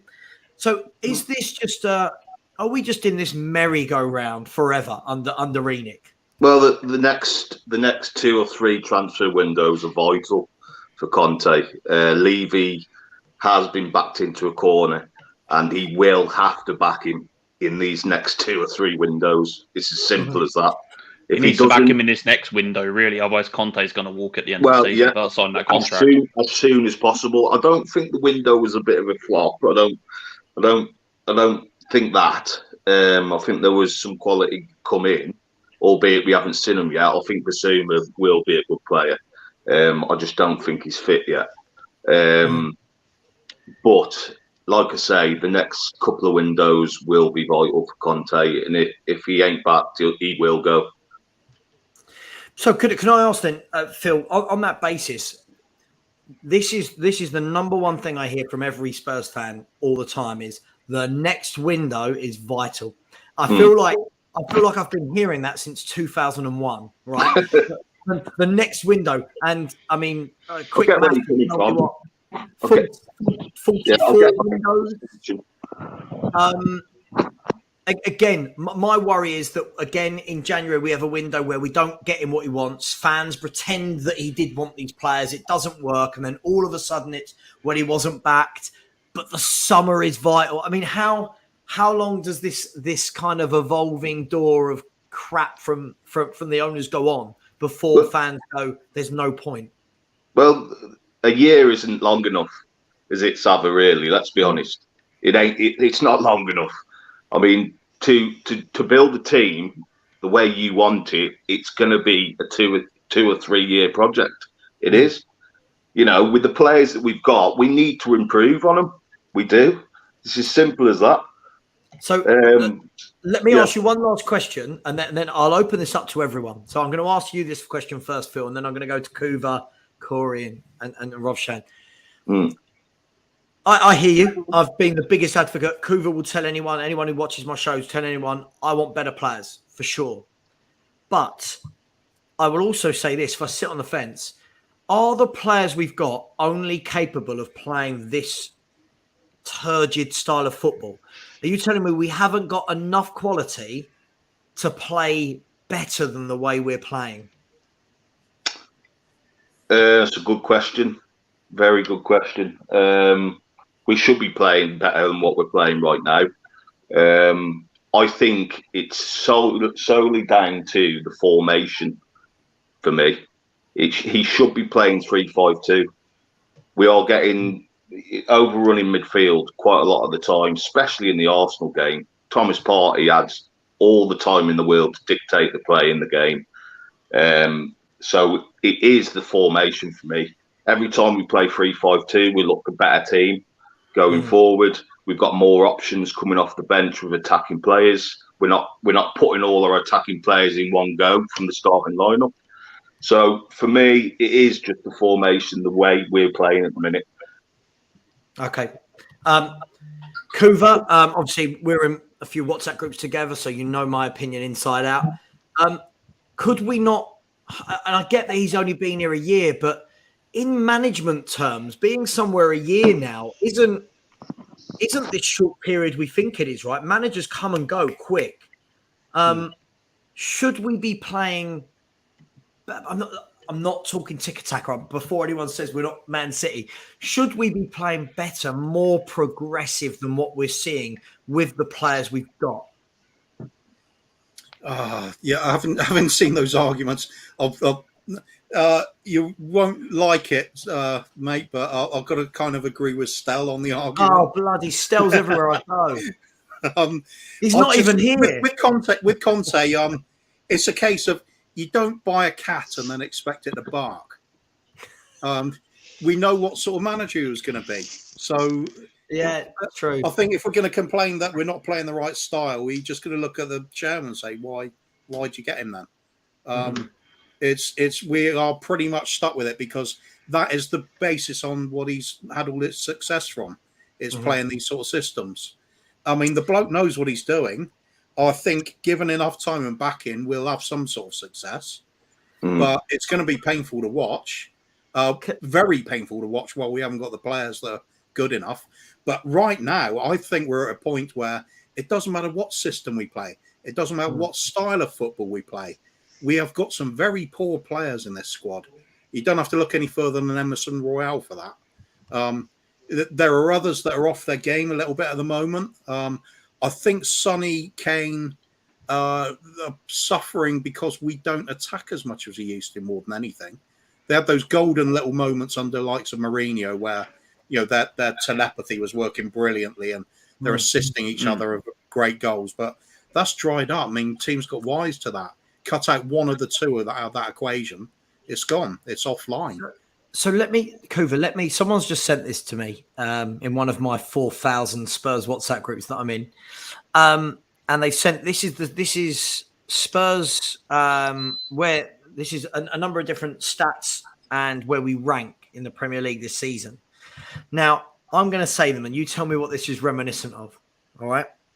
Our average possession is 47%, which is 12 in the Premier League, right? Hang on. Possession won in the final third 24 times. That's 19th in the Premier League, right? Passes into the final third, 316. That's bottom of every team in the Premier League. Progressive passes, 215. That's 10th in the Premier League. Big chances created, 8th with 16 big chances. Goals, 19, 3rd in the Premier League. And the shot conversion rate of 16.5%, which is 2nd. Now, aren't the first set of stats there? No one's going to tell me. I know the way he plays, but no one's going to tell me that for average possession won in final third, passing to the final third, where we are in the bottom half and bottom and 19th, that we don't have players better than that, Kuva. Surely. That's disgusting. Well, you also know my approach to football as well. I like the Aussie Ardila style, all-out attack, pebble dash the opposition goal at all times. That's the old Dutch thing, isn't it? Total football.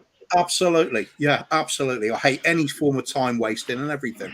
So for me, I mean, this is just painful. We haven't been playing football for about 4 years now. Last year of Pochettino's reign as well was terrible, but that's because we just didn't invest, did we? The team festered away and we didn't inject new blood into the team. Then Mourinho doesn't get back, so even if we're going to play relatively defensive football, he'll argue about the amount of goals scored and everything. You could say the same with Conte. Goals are being scored. It's not great football, but there's an effective side to it at points. Should we be playing a different way? That's asking the manager to do something he doesn't want to do. For me, the choice is there with who you get to run your team. We haven't got the players to play a different way, have we, Kuba? Let's be honest. I think, well, if you look at those front players, Kane, Kulusevski, Sonny, it's there. Well, the 3-5-2 should be. The 3-5-2 should be happening. It should be. Yeah, I think a big part of the problem is for me is that central midfield. They're very defensively minded players we have there. Yeah, they're all pretty much the same. You really want to. For me, the perfect midfielder is your Steven Gerrard type. Box to box, affect the game both ends of the pitch all game long. I've got something to say on that though, Kuva. With Basuma as going to Brighton matches, people seem to think Basuma is this sit back player. Now, from my experiences of going to Brighton matches, I've always seen Bossy on the attack on the front foot, breaking play down further up the pitch, getting in people's faces, box to box. I don't see where this rhetoric of Basuma being a defensive minded player comes into it, because from where I've seen Basuma for going to Brighton matches in and out for 4 years, he's always been the leading light in that midfield for Brighton. So something like that. And then obviously you got the injuries up front. You've got Kulu out for 6 weeks now with a hamstring, dropping down to a 3-5-2, because now we haven't got the front, really the players to play with the front three. Dropping down to a 3-5-2 would be more beneficial, so we can bring that extra attacking player in. Yeah. Yeah, I mean, you could also argue that perhaps Basuma's not getting any game time because Conte does want that to utterly defensive-minded players. Mind you, having said that, Højbjerg does get forward a lot. you could argue he's one of our most creative players this season, which is something I never thought I'd say. Yeah. You see his little for me, turnaround in defence earlier. That was brilliant. For me, it's crying out. It's crying out for James Maddison. It's absolutely crying out for him. Don't. Just quickly, Dimitri, I can see you in the back. I'll only let people on, by the way, if they've got their camera on, just so you know, for very good reasons. Just quickly, guys, on that. I mean, going back to those stats I just read out there, and I'm not the biggest fan of all of these stats, but would it be fair to say if it wasn't Conte in charge, if there was another manager in charge without that winning experience that we talk about, and we were 20th for final third passes and 19th for final progression and all this kind of stuff, would the fans be going a little bit more crazy than they are now? Yeah, because, I would. Because we did it with Jose, right? Like Jose was dishing this up. Jose was dishing this up, but more effective with Kane and Son. And our fans lost their mind. Get him out, brother. Is it because we're third that is stopping people losing their minds? I think most fans have got blinkers on then, haven't they? If like the whole sitting in third in the league thing, 17 points from 24. It's, I think it's a bit of a fallacy. We did it with Jose. We hounded him out as fans. We did it with Nuno, but then Nuno was playing some bloody terrible ball. But then it's just the same. It's Nuno ball, but with Conte. I know it's just Conte ball. I don't think so. It's absolutely different football. But Nuno ball was terrible, much more terrible than this. Yeah, the fact that, if it was other manager, I would personally be worried. But the fact that it's Conte, I know that he solved it before. That's why I think, he needs time because he did it before. Maybe with the time he will do it this time as well. That's why he is a well-known man. He showed that, he showed this before. Otherwise, if it was, for example, ex-manager who I didn't know too much, I would think is that it? Will there be something else? But the fact that it's Conte, I think, of course, he has done it and he will prove that it was just beginning and he's building performances. That's why. But Jose did that. This is the thing. I keep hearing, but he's building. He passed his best. We look, but you're saying he's past his best. Watching Conte's team play now, let's be really honest. Nothing about this screams world-class manager. Zero shots on target. Bad. Right, but so when we're saying he's building performances, we look worse than last year. And I was told, give him a summer with these players, get him those signings, and we'll see what a real Conte team is about. Why are fans so bored of this then? Is this what a real Conte team is like? He ain't got the players. He ain't got the players he wants yet, Xavi. He hasn't got them yet.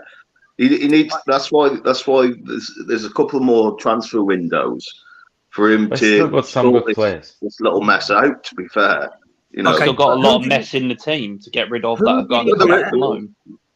We're saying this, right? But we're saying this as though we ever do anything in a transfer window. So my question to you guys was, out of the 6 signings, I'm not going to count Adoji because he's gone back. Out of the 6 looks quality, by the way. Yeah, he does. He looks very good. And I've got no doubt next year he'll be our left wing back. Yeah. Assuming Conte's still here and we're playing wing backs. But of the 6 players we signed, who's come in, when we're saying Conte's got the players he wants, who is the player Conte wanted that's gone straight in and we go, yeah, that's a Conte player? Because I can't see any of them. Perisic hasn't been that bad. At 33, really? He knows him inside out. He knows him inside out. He's had him into, I think he wanted that player because we needed a left wing back. With a bit of experience in the Champions League, I think that's the one player. I have to say something on that Perisic thing, though. Perisic had to prove himself to Conte to be played again. Because at the beginning, Conte wasn't too keen on Perisic, and Perisic had to play himself back into contention in that team. He made the comment, didn't he, that this isn't the player I remember. Yeah. How do you read into that? Is it because his fitness levels have dropped, or Was this after? Was this a couple of games after he's been playing, or was this before the transfer? This was into the season. It was quite early season, but yeah. So what I'm saying is before the transfer, I think he did want that player. I think he was interested in bringing him in. So the comment he made was, he's played well for him in the past, hasn't he? So So I think the other one he does like is Richarlison. It's his style. Yeah. Whether he wanted him or whether he just likes him now that he's here, I don't know. But I think he loves that work. He loves that sort of work rate and aggression in players. But my point is, Kuva, is this whole people keep saying give it 2 or 3 more transfer windows. So far, I can only see the only player that's really come in that plays the Conte way, right, is Perisic, who's 33. Are we saying we're going to buy one a window that play the Conte way? Because the point was he's just brought in 6, 7 players if you included Doji. And one of them, I mean, Richarlison, we don't know if he would have started this many games if Kulu wasn't out injured. But Perisic is the only one starting every game. And he's 33 years of age. What does this mean? What is a Conte type player then? I'm really confused because so many fans, Kuva, came on and told me and you, remember the Friday shows we do in the afternoon? Corey, you came in on them as well. Fans coming into the chat, Kuva, telling me the only one he didn't want was Spence. But yet he hasn't played Basuma. He hasn't played, Longley, I doubt would have played all these games if Davis wasn't injured. I'm just confused as to what is a few more windows going to do. No, I think it is. I think these players weren't his number one choice. Yeah, but this is what he's been dealt with. But then that's why he's got the Don in to go and get these players for him. It's not just Conte. Him and Paratici sit down and go, right, we need this player, need this player, need this player. Let's go out. When this was all going on with the transfer window, we was led to believe that he had this big wide web of players that he was going to try and snare and bring to the club, and it didn't happen. And then I've rated this transfer window 2 out of 10. It would be higher if we'd sold the players instead of loaning them out. No, it's more than that. It's more than that. That's harsh. I don't think it's much more than that. I think 5, at least 5. For me, for it being higher, it would have been a 5 out of 10 if we'd sold the players that we sent out on loan instead of going loan. It's just next season's problem. Like 2 is Leicester's window. Did nothing, for example. Leicester's a 0 out of 10. But I see what Corey's saying. If you look at our window, first and foremost, nearly every player who went out other than Bergwijn, I'm not going to count Carter Vickers and Clark, but other than Bergwijn, everyone else, as Corey says, they've gone on loan. They're coming back next year. So next year's window is again going to be dominated by, well, we can't buy players because we can't find anyone to buy these people. But for me, for a transfer window is both ins and outs, and is about, right, how many players come in immediately and make us better? Richarlison, for me, doesn't make us better. Perisic does, but I've not been overawed by him. And Longley is meh. So I don't know in that transfer window what have we achieved from that transfer window. That's what with Richarlison, I think he is being played out of position. I don't think he's a right winger. I don't think he's a left winger. He's a striker, and I do feel sorry for him a little bit that he's been played out of position. Phil, weren't they saying that the reason that Richarlison was bought was because he can play all across the line? Yeah, but then he did for Everton. Well, he did at Everton. For Everton up front, weren't they? Yeah, mate, I agree with you. I agree with you. I wouldn't have bought him in. I said at the time, 60 million for him was crazy. Now, I'm not a fan who cares how much you spend on a player, but as a fan of a club that don't spend huge amounts, that 60 million for me could have been 20 million on a young striker that also would have come on and given his all, and then using the rest of the money for a proper right wing back or a playmaker or a centre half. That's why I couldn't understand the fanfare for Richarlison, who for me has looked. Sorry, people might disagree. I'm really disappointed with his game. I think he's got 2 headers in a Champions League game, which have got people going mad. Other than that, he scored in 1 game out of 10. Didn't he play up front in that game? Well, we kind of had him, pretty Kane, much, yeah. Kulu, He all of played them. it too, didn't he? But then I've got something on this. If Kane is playing so shoddily in matches at the moment, wouldn't it be best to take Kane off, put Richie in the middle, and then go, right, bring on the likes of Kulu on the wing so that Richie could concentrate on it? I'm with Sava on this. At the beginning, I thought, yeah, Richie was going to be this player. He's going to come in, he's going to galvanise the front three, and he's going to take off. 8 games in, I'm still sitting there going, come on, do something. Come on. But he's got the work rate. He's got the work rate, don't get me wrong, but what good is work rate when you're running around like headless chicken? I don't think it's his fault, though. I think he is just solely a striker. He's not a winger. For me personally... But here's a bit of insight for you, though. Most Brazilian players, attackers, are trained to play across the front line. You look at your Ronaldos, your Ronaldinhos, Rivaldo, centre midfielder, but he could play anywhere across the middle of the park. The Brazilian players are taught, if they're playing up front, they have to be free-flowing. So if we're saying, guys, now I'm going to come to this question from Dimitri in a second, but just before we do, if we're saying that this guy, Richarlison, is a number 9, I'm not blaming him, by the way. If we're saying this guy is an out-and-out number 9, he scores goals for Brazil, but Spurs have spunked 60 million of their transfer budget on him, and he can't play, he's not effective on the left, and he's not effective on the right. Yeah. Is that down to Conte or Paratici? Because that's a bad buy, right? If that is the case. Well, it is too early to judge him, I think. Like, not too early, but it's a bit early. Like, why is it too we early cannot to say judge Richarlison is a flop because he's still like adapting to the style. In my opinion, this season, like this Conte style, like 3-4-3 in that different positions. In my opinion, except Kulusevski, none of our attackers has been good this season. Son has been atrocious, like below average in my opinion. One good game winning the Golden Boot has ruined him. Maybe last season he was absolutely brilliant, but this season, even this game, just one good game. If we are third place today, and if we won some games, we played good. That's none of them are except Leicester down to Sonny. Like he has been bad. He has been very bad. Harry Kane scored goals, took chances, but hasn't been the Kane I know, like the prime Kane. And Kulusevski has been very good. I think he's our best attacker this season. And same can be said about Richarlison. I mean, like when we play bad in these games, in my opinion, all of our attackers, like wing backs, are bad actually. Like this can be said about all of them. And yeah, I just think except Kulusevski, none of them has been good this season. But then Decky's not getting in because of Richarlison. Yeah, that's a strange one. But for me, it's to do with the passing. It's last season, Sonny, the amount of times he'd have the ball played into his path by Kane or somebody else to run onto, or he was doing it himself where he'd be able to play the pass into somebody else. How many times is it overhit this season? How many times is it underhit? It's like it's suddenly become dysfunctional up front, and they're all doing that.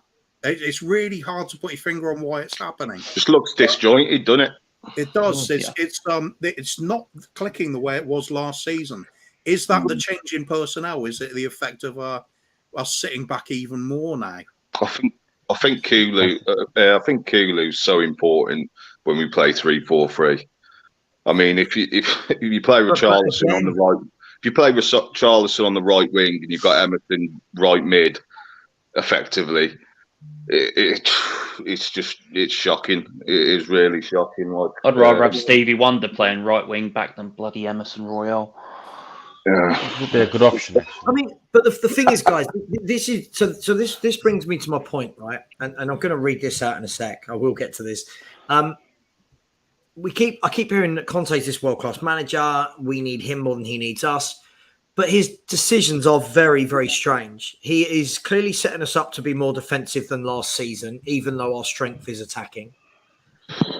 When Kulu was fit, Kulu was the one being sacrificed to put in Richarlison, even though Kulu is a wide right man and Richarlison isn't. Basuma not getting any game time at all. This this kind of unwavering love for Emerson Royal. I can't stand him. it all feels very. If you're a top manager, make those difficult decisions. But it seems like no matter what we do in a game, the next game we will go back to doing exactly the same thing. Very tight, yeah.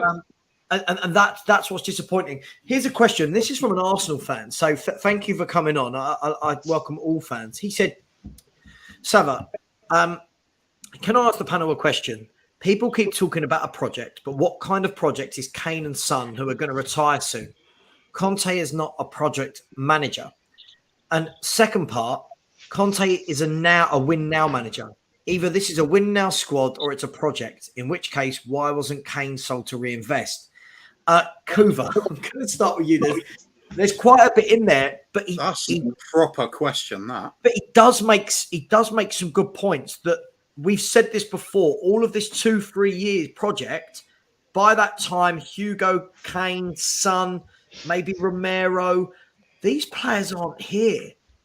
Do you know what I mean? These players aren't here, or they're 33 and need replacing. So. Is he right? Is he wrong? What do you think? I don't know. Yeah, go on. Yeah, this is a tough. This is the one I want to know. There's never any direction at the club, is there? So we don't have a plan, long-term plan. It's chop and change managers all the time. Chop and change the style. In fact, you could argue we've now had consistency with the last 3 managers because they want to sit back defensively and counter attack. It's about the first time we've had any consistency. But we've assembled a squad of average, fill the numbers out sort of players and abandoned any sort of set style for the youth team to bring up. Trained to fit into the first team. They're not. They're kind of a blank canvas when they come out of the academy at the moment. They struggle to fit into any sort of system. So we're neither going with youth, we're neither or buying top-end players. It's neither one nor the other. It's wishy-washy, and we're suffering for it now. As soon as Kane and Sonny's time is up, do we see them getting replaced easily? God, no. It's going to be a nightmare there. But I think there might be some truth to that. You've got to commit to do it commit to a plan. We just don't have that. With Levy, it always seems to be gut reaction. Oh, I've heard of this manager. I've heard of that one. Let's get him in because he won there, with no intention of doing what that manager requires. Right. So, he's quite right with the questions. Conte is a right here, right now manager. We're hoping he's going to turn into a project manager for us because we're hoping him and Paratici are going to reform Levy somehow and get something going out of the club. But the longer it's going on, the less I see it happening. It's just the same as it's always been. Blind leading the blind, really, isn't it? It's coming from top down, and it's corroded our club over the last 2 decades. It really has. I mean, and to back a manager, you really need to give him that. Like you said, Conte is a here and now manager. He's not this trigger word. I hate it. Project manager. It's such a trigger word. It winds me up. This is why these next couple of windows are crucial. For me, anyway. I mean, the thing is, guys. Look, first of all, thank you, Dimitri, for that's a great question and some good points there. Leveraging on from that point, I think the key thing is, as Kuva just said, it's about if you've got a right here, right now manager, then buy for the right here, right now. I want to touch on Corey's point and open the floor up. What I'm concerned about is we're neither doing here nor there, right? There's no plan, as Cooper said.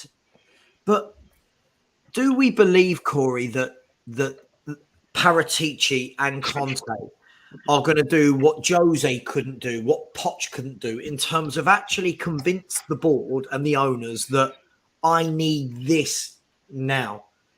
Or is it just going to constantly be buying 1 or 2 out of the 6 that are good, and then fans having the wool pulled over their eyes going, that was an 8 out of 10 window. We are brilliant. Look at the squad depth. And then you have 12 subs like that. Well, when I first come onto your show a month and a half, 2 months ago, the 150 million, I said to you was a smokescreen. I'd still stick to that 150 million being a smokescreen to get fans moist behind the ears and going, oh, yeah, we're going to spend all this money on these players. We didn't. Paratici and Conte aren't going to change Levy or Enoch's viewpoint. They're too stubborn as owners to really go, right, here's the money. What do you need? Like Chelsea, for instance, the last 10 years they had Abramovich, 10 years, 15 years, something like that. He come in, money, win. Money comes in. Then the new owners of Chelsea come in and have gone, bang, right, you've got your Sterling, you've got Koulibaly and whoever else, Fofana, and it's still bothers me that Cucurella left Brighton because that was probably one of the best signings Brighton have had in the last 10 years. Mm-hmm. And then you look at our supposed owners, what is their ambition to finish top four? And it's infuriating to sit here for the last 20 years. I was at Wembley when Wood scored that goal against Chelsea in the Carabao Cup, League Cup, whatever Phil named here, sponsorship cup every year. It sickens me for 20 years. Every year, this is the season, this is the transfer market to believe in. And like this year, this is the transfer window of all transfer windows. Conte's going to get back. Paratici's got his hands in the pot, feeling out for players. And we brought in Perisic, which is a quality player, but 5-6 years ago. He's now 33. He's losing his pace. Basuma, I can't see how people can't say how he's not fit. He's fit. He's just not getting in. He's played a couple of minutes here and there. He had one match where he got booked and then didn't play as way Basuma has been playing for Brighton, on the front foot, attacking players, getting box to box.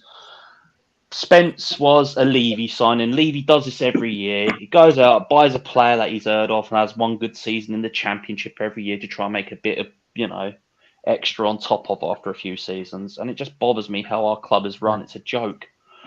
From top to bottom, it's a joke. I think for me, the one comparison we should be making at the moment is Newcastle.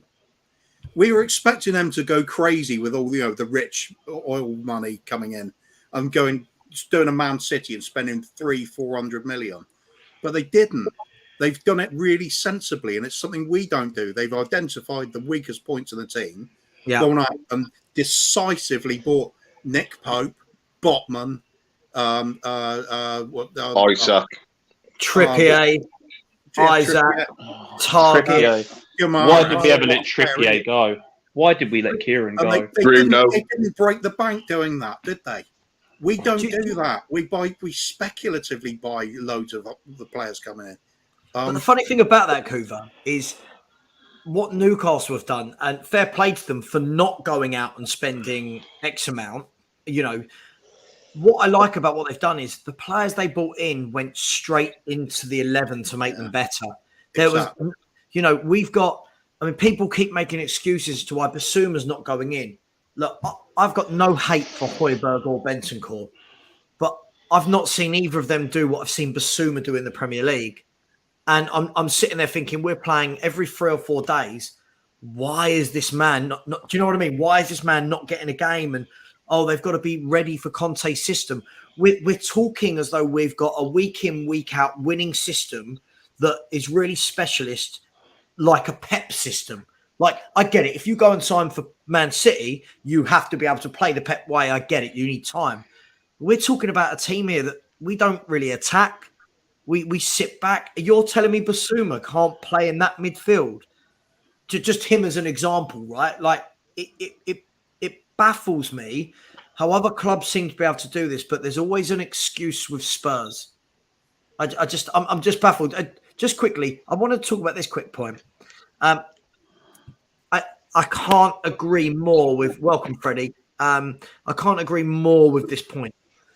So he said, just joined, big up guys. It's mad to think that Conte rejected the chance to sign Maddison and Eriksen.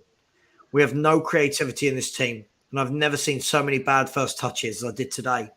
Now, guys, open conversation. And just so you know, I'm going to end the show in 10 minutes, just purely because I've been going for 3 hours and 40 minutes and I am starving.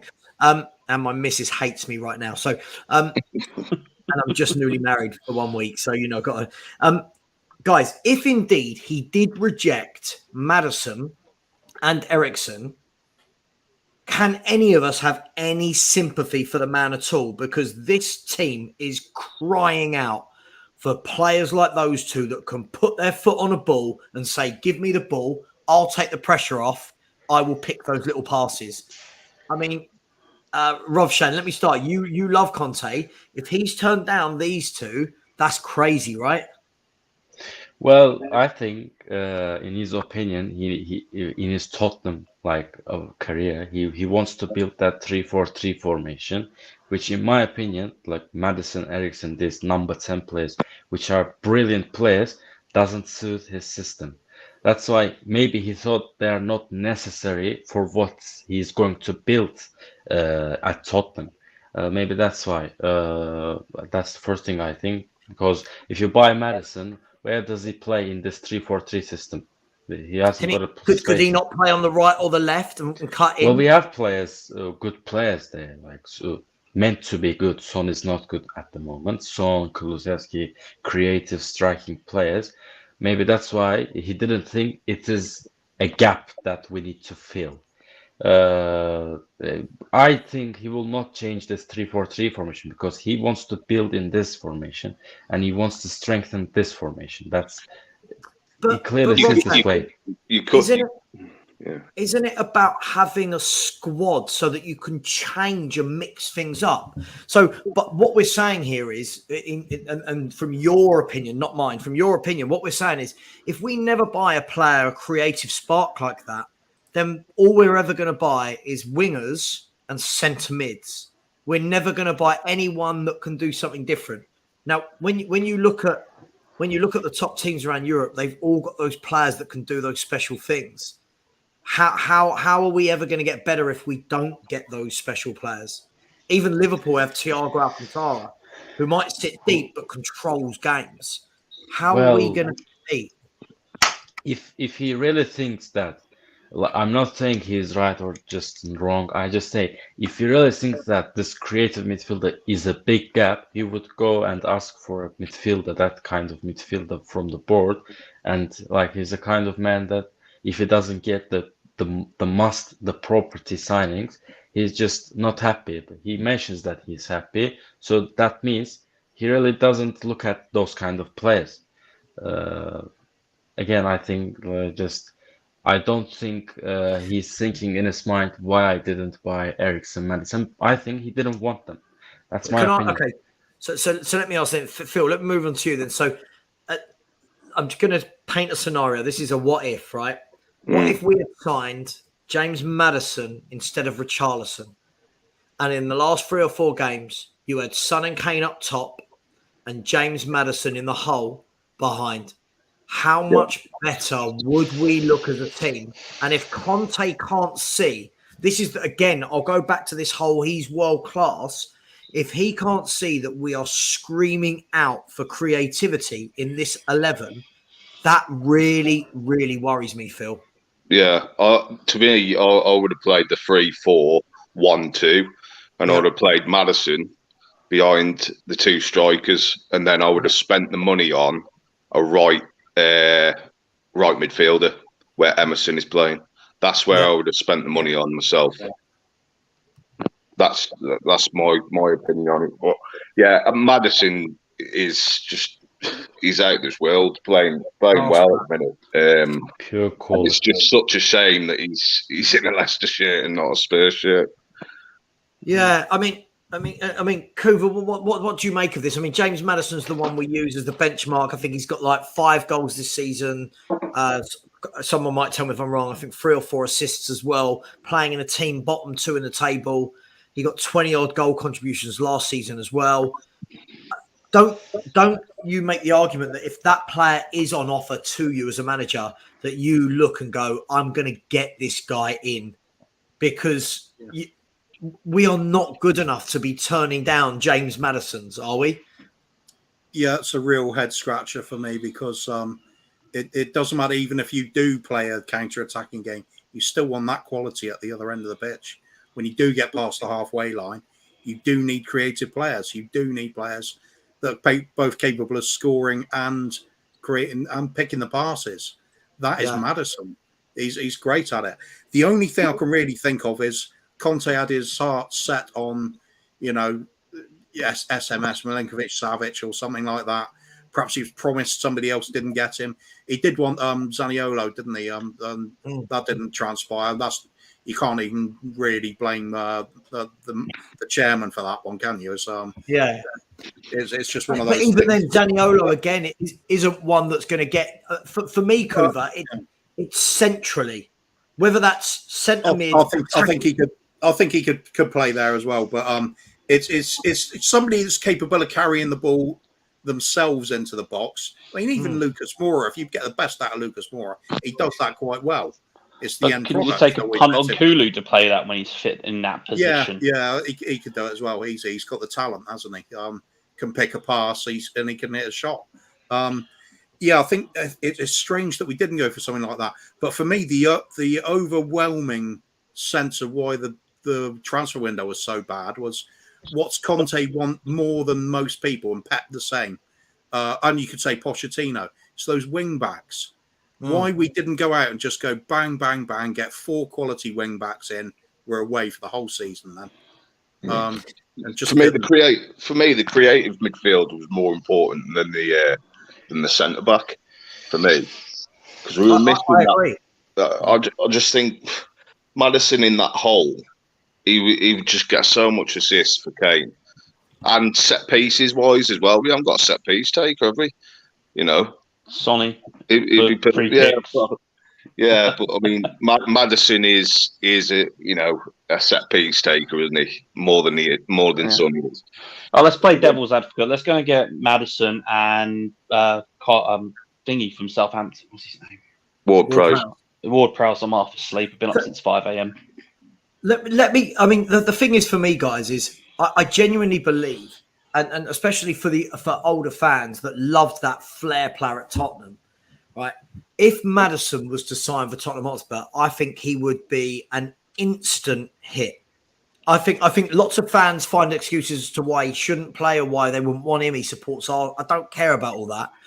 I can only imagine him with 2 midfielders behind him, threading balls through for Kane and Son. I just feel he would be in the running for Player of the Year.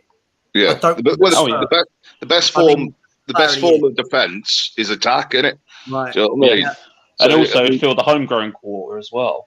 Right. Massively. But this is my point. So when we're talking about, again, it's not about the amount of money, but if we've only got X amount for one big name player, imagine that 60 million had gone not on Richarlison, but on James Maddison. I think we're now sitting here having a very different conversation in games. I think now everything we talked about earlier, balls into the final third, pressing in the final third, shots, free kicks. I think everything changes when you buy someone like him, or like Kuva said, a Milenkovic-Savic who has got, if I'm not wrong, I think he's got 8 goal contributions in 7 games this season already.